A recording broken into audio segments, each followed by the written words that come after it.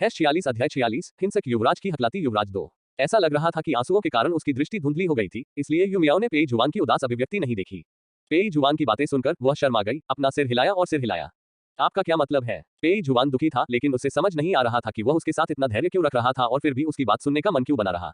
मुझे मजबूर किया गया, लेकिन मैं तैयार था। ये सुनकर पेई जुआन ने अपनी भौहें उठाई। तुम्हारा मतलब है कि तुम्हें मुझसे शादी करने के लिए मजबूर किया गया था, लेकिन तुम मुझसे शादी करने को तैयार हो। ये सुनकर यू मियाओ ने घबराहट में सिर हिलाया और पेई जुआन को दयनीय दृष्टि से देखा, जो क्रूर राजकुमार के हाथों जीवित रहने की कोशिश कर रहा था। सकारात्मक उत्तर पाकर पेई जुआन अजीब तरह से मुस्कुराया, लेकिन उसे अपने दिल में इस बात पर विश्वास नहीं हुआ। उसने तो उसे मारने की कोशिश की थी, फिर वह उसे कैसे पसंद कर सकती है? लेकिन इससे कोई फर्क नहीं पड़ता। जब तक वह चाहता, वो उसे अपने पास रखने और खुश रखने में पूरी तरह सक्षम था। चूंकि वह जीना चाहती है, इसलिए उसे पहले कीमत चुकानी होगी। पेई जुआन ने अपनी उंगलियों से उसके गाल की नाजुक त्वचा को हल्के से खरोचा और इत्मीनान से बोला, चूंकि आप मुझसे विवाहित हैं, आपको पता होना चाहिए कि हमें क्या करना है ना? अपनी बात समाप्त करने के बाद पेई जुआन ने स्पष्ट रूप से महसूस किया कि उसकी उंगलियों का तापमान धीरे धीरे बढ़ रहा है, और वह थोड़ा आश्चर्यचकित महसूस करने से खुद को नहीं रोक सका। अगले ही पल उसने देखा कि यू मियाओ ने सिर हिलाया, फिर शर्मिंदगी से अपना सिर नीचे कर लिया। पेई जुआन उसके रूप से प्रसन्न हुआ। वह खड़ा हुआ, अपनी बाहें फैलाई और बोला, तो फिर किसका इंतजार कर रही हो? आओ और मेरे कपड़े उतारने में मेरी मदद करो। हालांकि शर्मीली होने के बावजूद यू मियाओ ये सुनकर अपनी स्कर्ट ऊपर उठाते हुए धीरे धीरे चली गई। जैसे जैसे भारी शादी की पोशाक परत दर परत उतरती गई, यू मियाओ का चेहरा धीरे धीरे लाल हो गया और वह अधिक से अधिक जीवंत दिखने लगी। पेई जुआन अब सिर्फ एक अंडरवियर पहने हुए था, उसका मजबूत और गोरा ऊपरी शरीर नंगा था।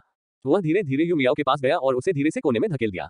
मियाओ मियाओ, अपने पति से कपड़े उतारने में मदद लीजिए। पेई जुआन ने सबसे पहले जटिल फीनिक्स मुकुट को उतारा। उसने यू मियाओ की बेल्ट खोलने और उसे नग्न करने से पहले उसके रेशमी काले बालों के गिरने तक इंतजार किया। त्वचा से त्वचा का स्पर्श अद्भुत और मनमोहक था। पेई जुआन ने बस इसे थोड़ा सा चखा और फिर रुक नहीं पाए। हालांकि वह कोई बड़ा और मजबूत आदमी नहीं था, लेकिन वह मजबूत और हट्टा कट्टा था, जो यू मियाओ जैसी नाजुक युवती की पहुंच से बाहर था। पहले तो उसने खुद को रोकने की कोशिश की, लेकिन बाद में वह खुद को रोक नहीं सकी और रोने लगी।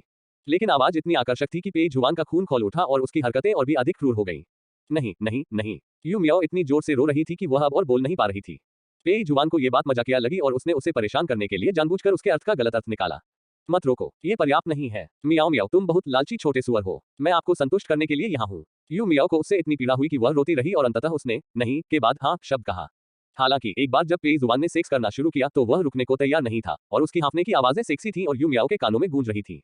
अभी भी यह चाहते हो? मियाओ मियाओ, तुम बहुत लालची हो। यू मियाओ उस पर इतना क्रोधित थी कि वह आगे बढ़ने के लिए संघर्ष कर रही थी, मानो वह वहां से जाना चाहती हो। लेकिन पेई जुआन ने उसका हाथ पकड़ लिया, अपनी उंगलियां आपस में फंसा ली और उसे पीछे खींच लिया। ये सारी रात सुबह तक चलता रहा। तारांकन। हालांकि बहुत देर हो चुकी थी, फिर भी पेई जुआन अगली सुबह समय पर जाग गया। उसकी बाहों में गर्म और नाजुक स्पर्श महसूस करते हुए पेई जुआन को ताजगी का एक दुर्लभ एहसास हुआ। एक बार मांस खाने के बाद पेई जुआन को उसकी लत लग गई। अब जब उसकी बाहों में वह मीठी और कोमल सुंदरता थी, तो उसका शरीर फिर से प्रतिक्रिया देने लगा। बेचारे यू मियाओरेन को जागने से पहले ही फिर से खा लिया गया। जब वह जागी तो लगभग दोपहर हो चुकी थी। जो लोग मूडी राजकुमार के साथ रह सकते हैं, वे सभी चुप रहते हैं और उनकी दृष्टि अच्छी होती है। केवल ये तथ्य कि युवराज, जिन्हें महिलाओं में कोई रुचि नहीं थी, पूरी रात बेचैन रहे थे, उन्हें युवराज की विचित्रता समझाने के लिए पर्याप्त था। ये तो बताने की आवश्यकता ही नहीं है कि राजकुमार, जो कभी किसी बात की परवाह नहीं करता था, ने वास्तव में अपने बेटों को विशेष रूप से निर्देश दिया था कि वे राजकुमारी को न जगाएं और जाने से पहले उसकी अच्छी तरह से देखभाल करें। यू मियाओ पर उनका ध्यान नाटकीय रूप से बढ़ गया। जैसे ही उन्होंने कमरे में शोर सुना, महल की नौकरानियां एक के बाद एक आईं और यू मियाओ को नहाने में मदद की। अपना चेहरा धोने, कुल्ला करने और हल्के कपड़े पहनने में मदद मिलने के बाद यू मियाओ नाश्ता करने चली गई। वह हकलाती थी और बात करना पसंद नहीं करती थी, और राजकुमार के पूर्वी महल के लोग तो और भी अधिक चुप रहने वाले थे। अतः घर में कोई शोर नहीं था, शांति थी। रात के खाने के बाद यू मियाओ को यह सोचकर गुस्सा आया कि कल रात क्या हुआ था। पेई जुआन, ये कमीना, केवल उसे धमकाना जानता था क्योंकि वह हकलाती थी। एक पल सोचने के बाद यू मियाओ ने अपने पास खड़ी महल की नौकरानी से कहा, मेरे लिए कुछ कागज और कलम लाओ। महल की नौकरानी को यू मियाओ के अजीबोगरीब बोलने के अंदाज में जरा भी दिलचस्पी नहीं थी। उसने आज्ञाकारी भाव से जवाब दिया और जल्दी से कलम, स्याही, कागज और स्याहीदान तैयार कर लिया। ऐसा प्रतीत हुआ कि किसी ने देखा कि कुछ समय तक लिखने के बाद यू मियाओ का ध्यान भटकने लगा था और किसी ने तुरंत उन्हें एक स्क्रिप्ट थमा दी। उन्हें क्राउन प्रिंसेस के मनोरंजन के लिए इसे खरीदने का निर्देश दिया गया था। यू मियाओ को बोरियत महसूस हो रही थी, इसलिए उसने कहानी की किताबों के ढेर को पलटना शुरू कर दिया। और इसमें एक बहुत ही विशेष पुस्तक है जो यू मियाओ द्वारा लिखी गई है। जब यू मियाओ ने इसे खोला तो उसने पाया कि यह यू मियाओ की विभिन्न पुरुषों के साथ सैर सपाटे और मौज मस्ती से भरा था, साथ ही कविताओं और गीतों में स्पष्ट प्रेम प्रसंगों का भी। सामग्री का पैमाना इतना बड़ा था कि यू मियाओ थोड़ा हैरान हुए बिना नहीं रह सकी। यू मियाओ को लगा कि यू मियाओ में शायद इतनी कम उम्र में वर्जित फल का स्वाद चखने का साहस नहीं था। लेकिन चूंकि इसे एक कहानी के रूप में रूपांतरित किया गया था, इसलिए मुझे लगता है कि उन्होंने अपने परिवार के बाहर के पुरुषों से दूरी बनाए रखने पर ज्यादा ध्यान नहीं दिया। इस मामले में क्या यू मियाओ का विवाह पेई जुआन से कराने का महाराज का निर्णय जानबूझकर लिया गया था या अनजाने में लिया गया था? यद्यपि पेई जुआन वैध राजकुमार था, वह नागरिक और सैन्य दोनों मामलों में प्रतिभाशाली था और उसका चरित्र स्वाभाविक रूप से महान था। लेकिन उनके अप्रत्याशित और क्रूर स्वभाव को देखते हुए शायद बहुत कम लोग चाहेंगे कि वे सम्राट बने, है ना? कुछ देर सोचने के बाद यू मियाओ का ध्यान भटक गया। ये कहानी सचमुच बहुत अच्छी लिखी गई है। यू मियाओ को उम्मीद नहीं थी कि प्राचीन काल में इतने अच्छे शेफ होते थे। जिस दर्शनीय स्थलों की यात्रा करने वाली लग्जरी टूर बस के बारे में उसने लिखा था, उसे देखकर यू मियाओ दंग रह गया। उसने ये भी नहीं देखा कि कोई बाहर से अंदर आ रहा है। तुम इतनी गंभीरता से क्या देख रहे हो? परिचित आवाज सुनकर यू मियाओ बिल्कुल तैयार नहीं थी। ये आसन गाय। ये सुनकर पेई जुआन झुक गया और करीब से देखा और फिर उसके चेहरे पर अभिव्यक्ति सूक्ष्म हो गई। वह इतना अयोग्य था कि उसने अपनी राजकुमारी को इतना असंतुष्ट कर दिया कि उसे आत्मनिर्भर होने के लिए कहानियों की किताबें पढ़नी पड़ी। क्या आप यह मुद्रा आजमाना चाहेंगे? जैसे ही पेई जुआन बोल रहा था, उसकी नजर यू मियाओ पर पड़ी। उसकी निगाहें उस पतली कमर पर टिकी रही जिसे एक हाथ से नहीं पकड़ा जा सकता था। वह उसके साथ सहयोग करने को तैयार था, लेकिन उसकी राजकुमारी इतनी कमजोर थी, क्या वह सचमुच ऐसा कर सकता था? बीच में ही बिगड़े बच्चे की तरह रोना शुरू मत कर दीजिए। #47 अध्याय 47 हिंसक युवराज की हकलाती युवराज 3। पेई जुआन की बातें सुनने के बाद यू मियाओ ने अंततः देर से प्रतिक्रिया व्यक्त की। वह चौंक गई और जल्दी से पेई जुआन का अभिवादन करने के लिए बिस्तर से कूद गई, लेकिन क्योंकि उसके कपड़े उसे ठीक से फिट नहीं थे, वह लड़खड़ा गई और सीधे पेई जुआन की बाहों में गिर गई। मियाओ मियाओ, क्या तुम कुछ ज्यादा ही उत्साहित हो? पेई जुआन ने हंसते हुए कहा। वह बहुत खुश मूड में दिख रहा था।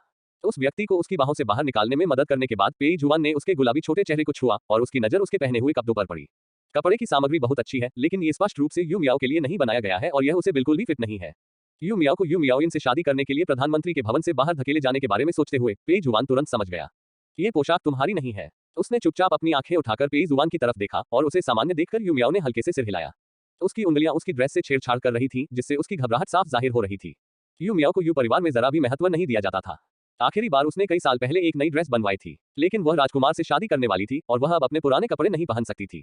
लेकिन नए कपड़े बनाने के लिए बहुत देर हो चुकी थी, इसलिए श्रीमती वांग ने यू मियाओइन के कपड़े ले लिए और उन्हें यू मियाओ को दे दिए। पेई जुआन के दिल में यू परिवार के प्रति गहरा पूर्वाग्रह था, लेकिन उसने अपने चेहरे पर कोई असामान्यता नहीं दिखाई। उसने बस अपने आसपास के लोगों को निर्देश दिया कि वे उसके गोदाम में जाकर कुछ अच्छी सामग्री ले आएं और फिर एक कढ़ाई करने वाले को ढूंढकर क्राउन प्रिंसेस के लिए कपड़े सिलवाएं। जाओ और कुछ आभूषणों के सेट ले आओ। चूंकि यू मियाओ उसकी हो गई है, इसलिए वह स्वाभाविक रूप से अब से उसकी रक्षा करेगा। या जब मेरे पास थोड़ा खाली समय होगा तो मैं तुम्हारे साथ खरीदारी करने चलूंगा। अगर तुम्हें कुछ चाहिए तो मैं तुम्हारे लिए खरीद दूंगा। यू मियाओ की उल्टी हुई छोटी नाक को चुटकी में दबाने के बाद पेई जुआन उसे जाने नहीं दे सका। वह यू मियाओ से संबंधित हर चीज को छूना चाहता था। जाहिर है, उसने यह नहीं देखा था कि राजकुमार की निगाहें उस पर बहुत तीव्र थी और यू मियाओ अभी भी पेई जुआन के शब्दों से खुश थी। चमकती आंखों से उसकी ओर देखते हुए यू मियाओ ने नाजुक आवाज में धन्यवाद कहा। पेई जुआन ने अपनी भौहें उठाई और जानबूझकर उसे चिढ़ाते हुए कहा, क्या तुम्हें बस इतना ही कहना है कि धन्यवाद? क्राउन प्रिंसेस इतनी शांत है, क्या ऐसा हो सकता है कि उन्हें अपने पति के निर्णय पर कोई आपत्ति हो? यदि आप किसी बात से असंतुष्ट हैं तो कृपया हमें बताएं और हम इस पर उचित चर्चा कर सकते हैं। नहीं। अपने निचले होंठ को हल्के से काटते हुए यू मियाओ को थोड़ा उलझन महसूस हुई। वह हकलाती थी और ज्यादा बात करना पसंद नहीं करती थी, लेकिन पेई जुआन उससे लगातार ऐसे सवाल पूछती रहती थी जिनका वह सरल उत्तर नहीं दे पाती थी। सौभाग्यवश वह अच्छी तरह से तैयार थी। यू मियाओ ने अपने पास रखे कागज और कलम को उठाया और उसे लिख दिया। पेई जुआन ने करीब से देखा और तुरंत खुश हो गया, लेकिन उसे देखना पसंद नहीं था। वो तो बस अपनी राजकुमारी की बातें सुनना चाहता था, जो उसे हकलाते और दयनीय ढंग से बात कर रही थी। यू मियाओ की सुलेख को फेंकने का साहस न कर पाने के कारण पेई जुआन ने उसे मुड़कर अपनी आस्तीन में ठूंस लिया। मियाओ मियाओ, अगर तुम्हें कुछ कहना है तो सीधे मुझे बताओ। क्या तुम मुझसे बात नहीं करना चाहती? यू मियाओ ने जल्दी से अपना सिर हिलाया और अंत में अपनी बड़ी आंखें झपकाईं और पेई जुआन को झिझकते हुए देखा। वह इतनी दयनीय लग रही थी कि पेई जुआन को उसके प्रति और भी अधिक दया आ गई।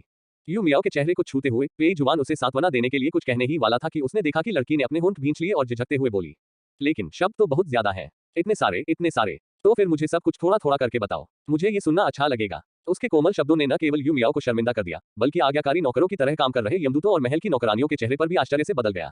क्या यह अब भी उनका अत्याचारी और क्रूर राजकुमार है? वह इतनी कोमल बातें कैसे कह सकता है? साथ ही उन्होंने यू मियाओ की स्थिति को भी फिर से महत्वपूर्ण रूप से ऊंचा उठा दिया। यद्यपि यह स्पष्ट नहीं है कि भविष्य में इस स्वामी का क्या होगा, कम से कम अभी तो ऐसा लगता है कि उसने सचमुच राजकुमार का पक्ष जीत लिया है। चूंकि ऐसा है, वे एक साथ मिलकर इसकी पूजा कर सकते हैं। यू मियाओ को नीचे बैठाते हुए पेई जुआन ने स्वाभाविक रूप से उसे अपनी बाहों में पकड़ लिया और साथ ही हकलाते हुए बोलते हुए अपनी क्राउन राजकुमारी को मनाने की कोशिश की। लड़की की आवाज मीठी और तीखी थी। पेई जुआन जैसे जैसे सुनता गया, उसका मुंह और ऊंचा होता गया। चूंकि आप मुझे धन्यवाद देना चाहते हैं, तो आप मुझे कैसे धन्यवाद देना चाहेंगे? पेई जुआन को उम्मीद नहीं थी कि उसकी सरलचित राजकुमारी उसके प्रति आभार व्यक्त करने के लिए कुछ कहेगी, इसलिए उसने स्वयं ही इसके लिए अनुरोध कर दिया। अपना मुंह खोलो। हालांकि उसे समझ नहीं आया कि क्यों, फिर भी यू मियाओ ने आज्ञाकारी ढंग से अपना मुंह खोला और अगले ही पल उसे चूम लिया गया। बिस्तर पर दबे होने के कारण यू मियाओ ने स्पष्ट रूप से महसूस किया कि दूसरे व्यक्ति के हाथ बेचैन हो रहे हैं, उसकी बेल्ट खोल रहे हैं और उसके कपड़ों में हाथ डाल रहे हैं। जब पेई जुआन ने उसे बिस्तर पर दबाया तो बेडरूम में मौजूद नौकर पहले ही चतुराई से चले गए थे, लेकिन फिर भी दिन के उजाले में यू मियाओ अभी भी इसे स्वीकार नहीं कर सका। अपनी सांस को संभालने के अवसर का लाभ उठाते हुए यू मियाओ ने उत्सुकता से कहा, दिन के समय? खैर, अब दिन हो गया है। यू मियाओ के अर्थ को जानबूझकर गलत समझते हुए पेई जुआन ने उसे फिर से चूमा।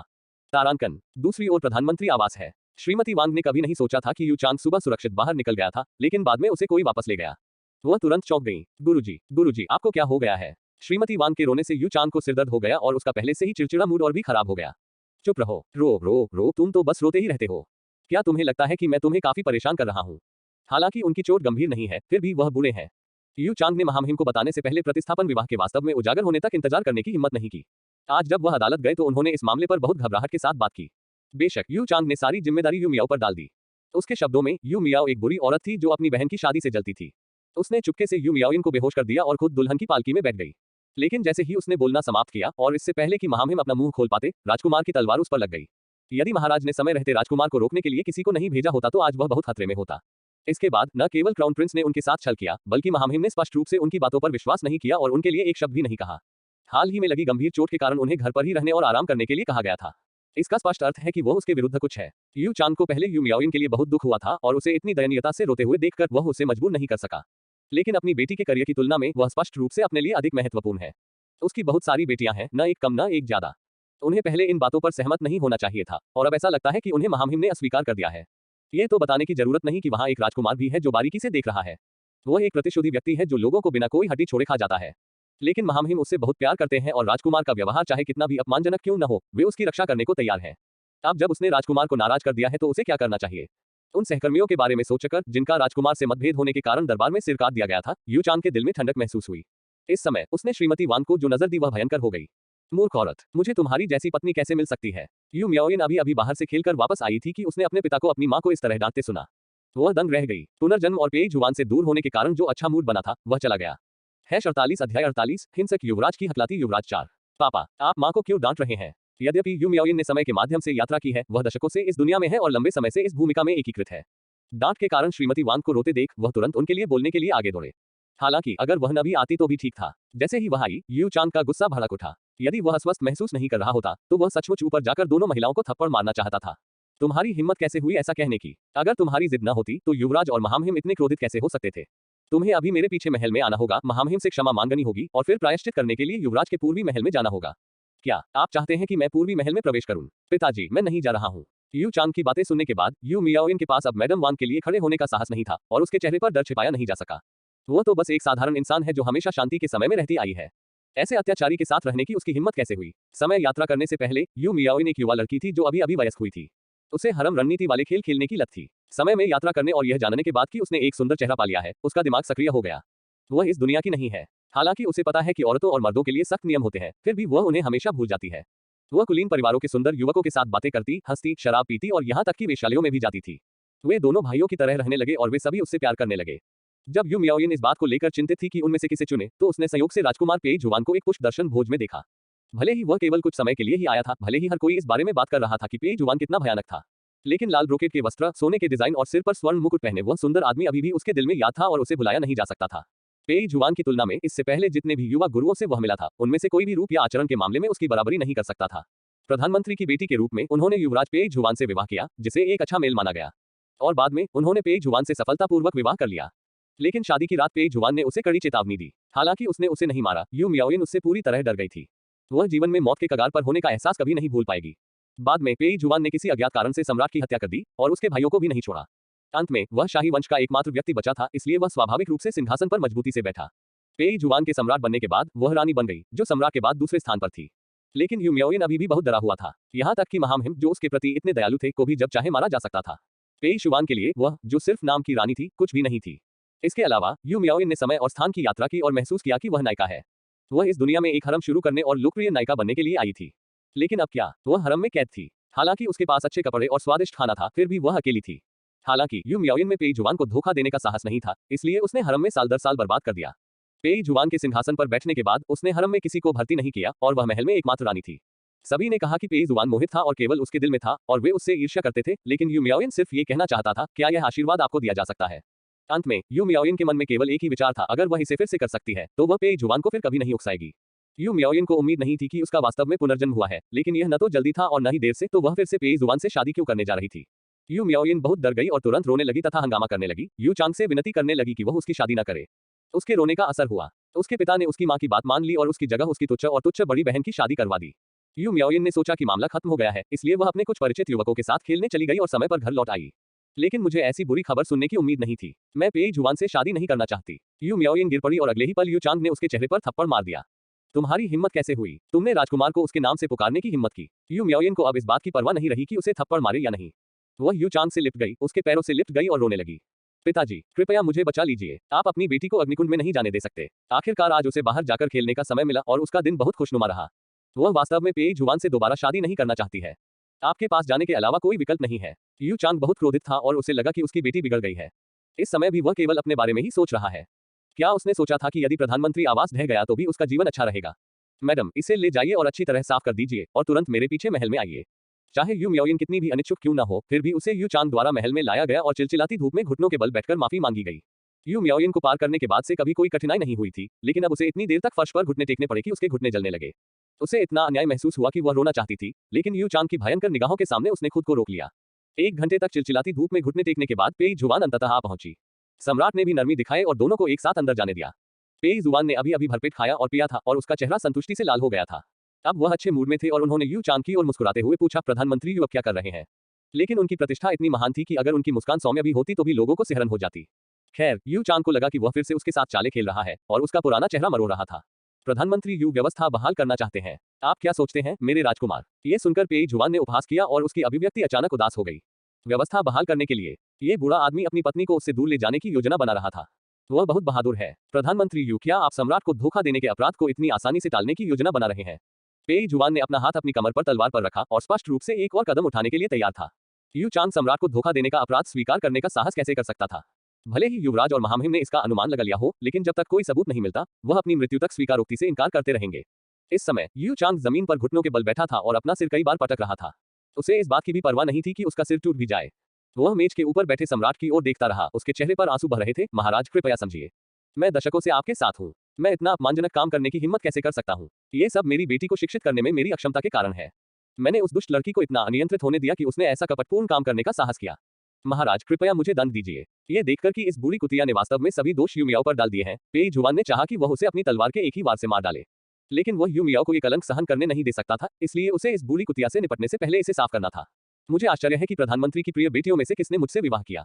मेरे पिता और मैंने उसके बारे में कभी क्यों नहीं सुना? #49 अध्याय 49 हिंसक युवराज की हकलाती युवराज राजकुमारी 5।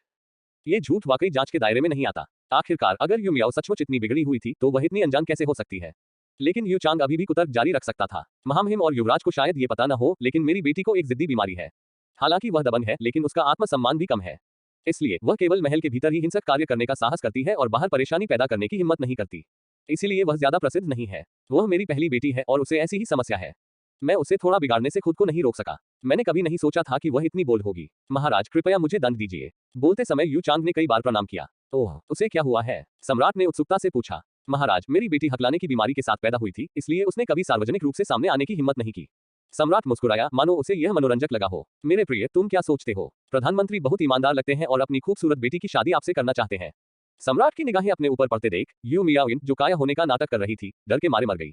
ये देखकर कि उसके पिता ने कुछ ही शब्दों में मामले को रफा दफा कर दिया था, ऐसा लग रहा था कि उसे पुनः पेई जुआन के पास भेज दिया जाएगा। यू मियाओइन का सिर घूम गया और डर ने उसे घेर लिया, जिससे वह बिना किसी परवाह के हॉल में चिल्लाने लगी। महाराज, मैंने तो गुप्त रूप से किसी को अपना जीवन समर्पित कर दिया है। यदि वह किसी से प्रेम करती है तो सम्राट भी उसे पेई जुआन से विवाह करने के लिए बाध्य नहीं कर सकता, है ना? उसके कठोर और धरती हिला देने वाले शब्दों ने वहां उपस्थित सभी लोगों को चौंका दिया। यू चांग उस पर इतना गुस्सा था कि लगभग बेहोश हो गया। उसने उसे ऐसे देखा जैसे उसे वही जिंदा खा जाना चाहता हो।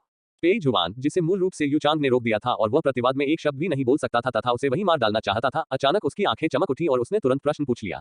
तो तुम मुझसे शादी नहीं करना चाहती? और तुम ही थी जिसने इस अदला बदली विवाह को उकसाया था।